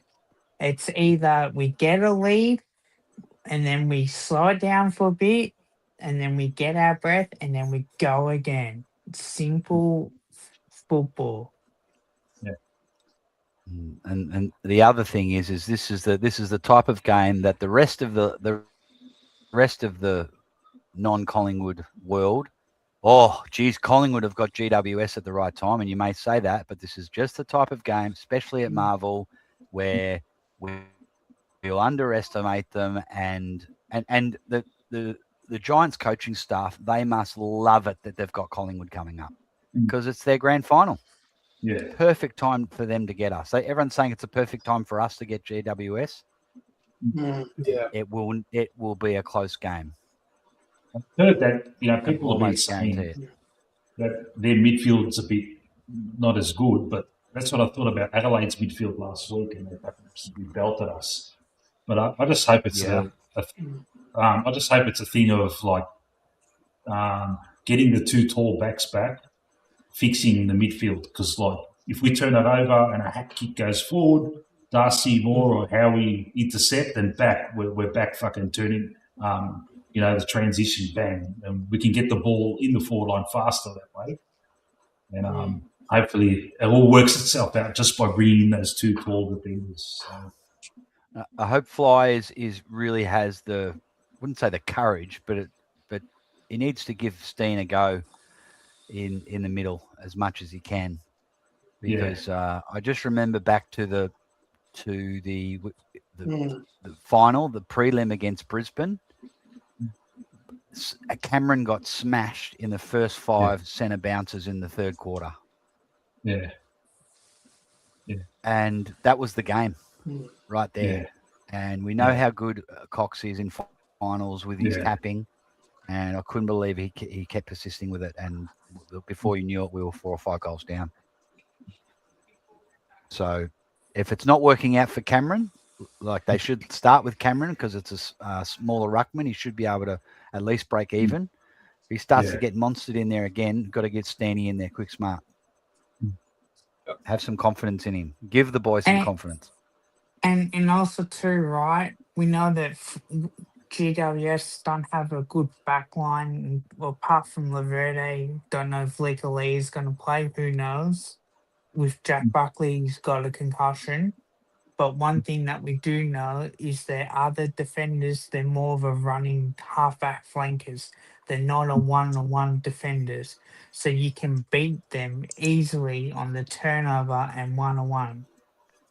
So if it's quick ball movement, that's where we can get them.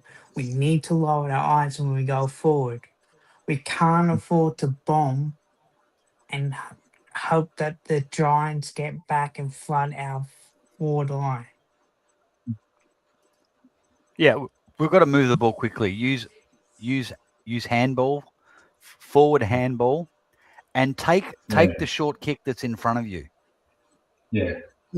That seems to be the trend with the clubs that are doing well too, mate. That forward handball Hawthorn style. I'm not sure if the Bulldogs have been doing that too, but yeah.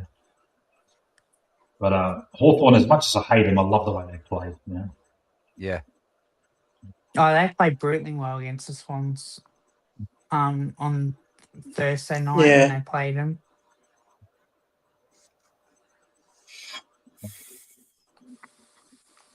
I can't wait for tomorrow, Shawnee, to see what you put in the vault in regards to Oscar. What he's going to do tomorrow, mate. What he's going to do on Friday night.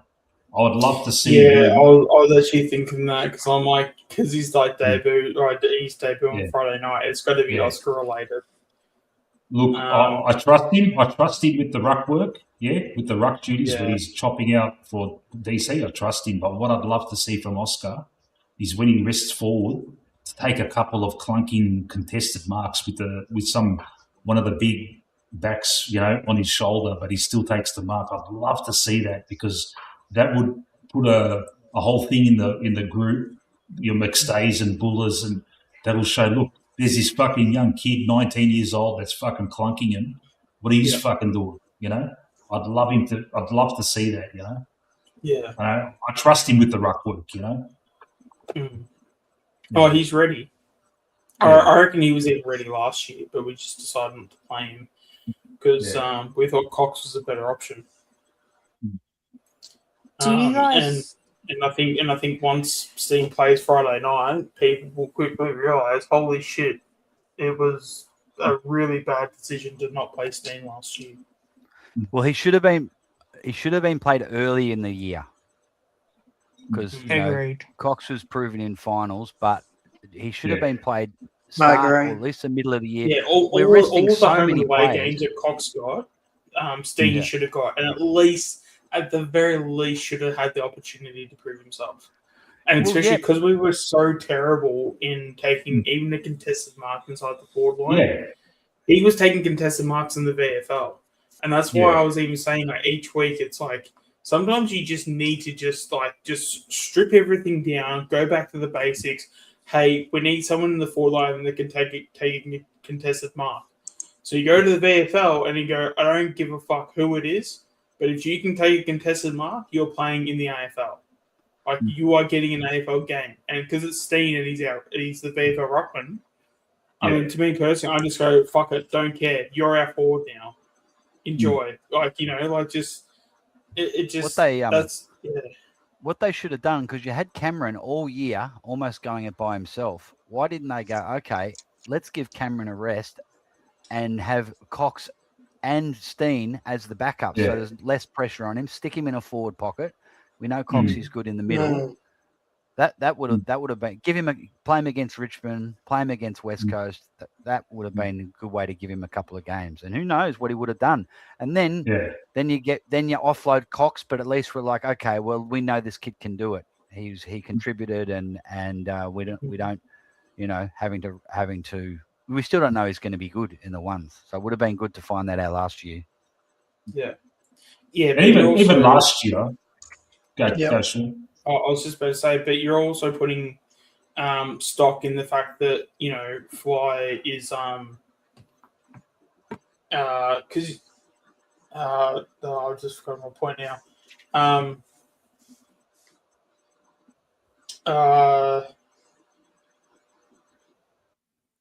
It wasn't about the kids. Fuck. I'll say what I'm going to say. I bet you'll remember what you said. All I'm saying is, like last year, Cox lost that knack of taking contested marks. Remember, he used to take nice clunkers on the wing with our kickouts, but he wasn't doing it last year. And that would have been the perfect time to say, all right, Cox, you've had enough. Put Steene in, for a couple of games. But I bet you fucking Cox refines that fucking clunk marking for Freo against us. He will. He's got better delivery as well. They're priming him for gather round. They are absolutely priming him for Cox v DC for gather round. And the media will lap it up. But also as well, the thing I don't understand with Cox is that we have literally looked after him so much. And it just feels like ever since he's left, he's had this vibe where he's just been so bitter. I don't understand where this hate. I don't know if it's hatred. I don't think it's maybe that strong, but he just seems so bitter. I guess for one, has anyone else picked up on that? And two, how is it even warranted him being so bitter? I just don't understand that. We did everything right for him, mate. Yeah. Catch you later, Kev. Yeah, he's not playing AFL if it wasn't for Collingwood. And see you, Kev. We did put up with a lot of, as good as he was, he had a lot of shit games and dropping marks. And towards the end, what he was always good for a couple of years ago, he'd kick a goal or two a game. Oh, 100%. Very accurate set shot. The last couple of years, he's been terrible with set shots. And I think that sort of marked his card. We're like, okay, if you can't come in for your 1 or 2 goals and take that contested mark, then we're going to go past you. So, but that's the thing, though. He wasn't kicking those goals for the last 2. For the last 2 years, he wasn't kicking his goals. Yeah, and it wasn't. That's right. But even then, it wasn't till I reckon I don't think his papers were stamped till the finals. Yeah. So it's like how did it? And mind you, that's only me speculating. But how are you waiting that long to, especially when he wasn't getting any younger and he hadn't shown any information or any indication? Sorry, the fact he hadn't shown any indication that he was going to play any decent football. But then you still don't play Steene over him. It makes. He was very good against Adelaide. And he was okay against Brisbane, but he was very, very good against Adelaide, and so was Moore. Yeah, but I mean, Adelaide was always going to flop under the pressure. You could just that was equivalent to, was it Melbourne when Melbourne played Carlton when the Brayshaw hit happened. Once the whole Isaac Rankin thing happened, that was the equivalent of Andrew Brayshaw. Being knocked out by Maynard. Like Anyway. I mean, I saw that coming from a Yeah. mile away. Of like, yeah, that they've got zero chance of beating us just because they're not going to be mentally ready for the fight. All right, Matt, I got to go, man. I got to catch some Z's. Okay. Just Especially okay, if Mick. you really want to call it, I might do the same actually. Just the plan for Yeah, tomorrow. I'm ready to call it. Okay. Yeah. So tomorrow I'm jumping on at 8:30. Are you gonna jump on tomorrow? Yeah, yep. Yeah. All right. So what I'll do is I'll wait till I get about 30. I usually get there's a moment where I'm getting between 30 and 40 people listening, and that's when I'll say we'll talk up the warble, and then I'll let you say something. Yeah. How's that sound? Oh, sounds good. However you want to do it. Yeah, man. Yeah, I'll be good. Appreciate it. Good, because when we start, it's like I'm doing it early, so people will be watching the footy as well. There's usually about 10 to 15 for the first hour or so. I'll wait till it gets a bit, and then we'll And also, like, I'm not going to go all night tomorrow because I've got to work the next day, so I'll probably go till probably 11:30, 12. And if you want to kick on, I can say jump onto the warble after, and, yeah. Okay, we'll see how we're going. Yeah, we'll see how we go, man. Yeah. All right. That'd be good. Gentlemen, all right. I'll catch us tomorrow. All right. All good. See you tomorrow, Mick. Thanks for joining, worries, mate. pal. As always. No worries at all. Catch you later, man. See you, buddy. Yeah, I'm going to head off as well. Yeah, I'm going to shut it down, I think. Yeah, all good. All right. Thanks, everyone who tuned in. Thanks to all the panel. Thank you, Chris, for joining. Thank you, Ultimate.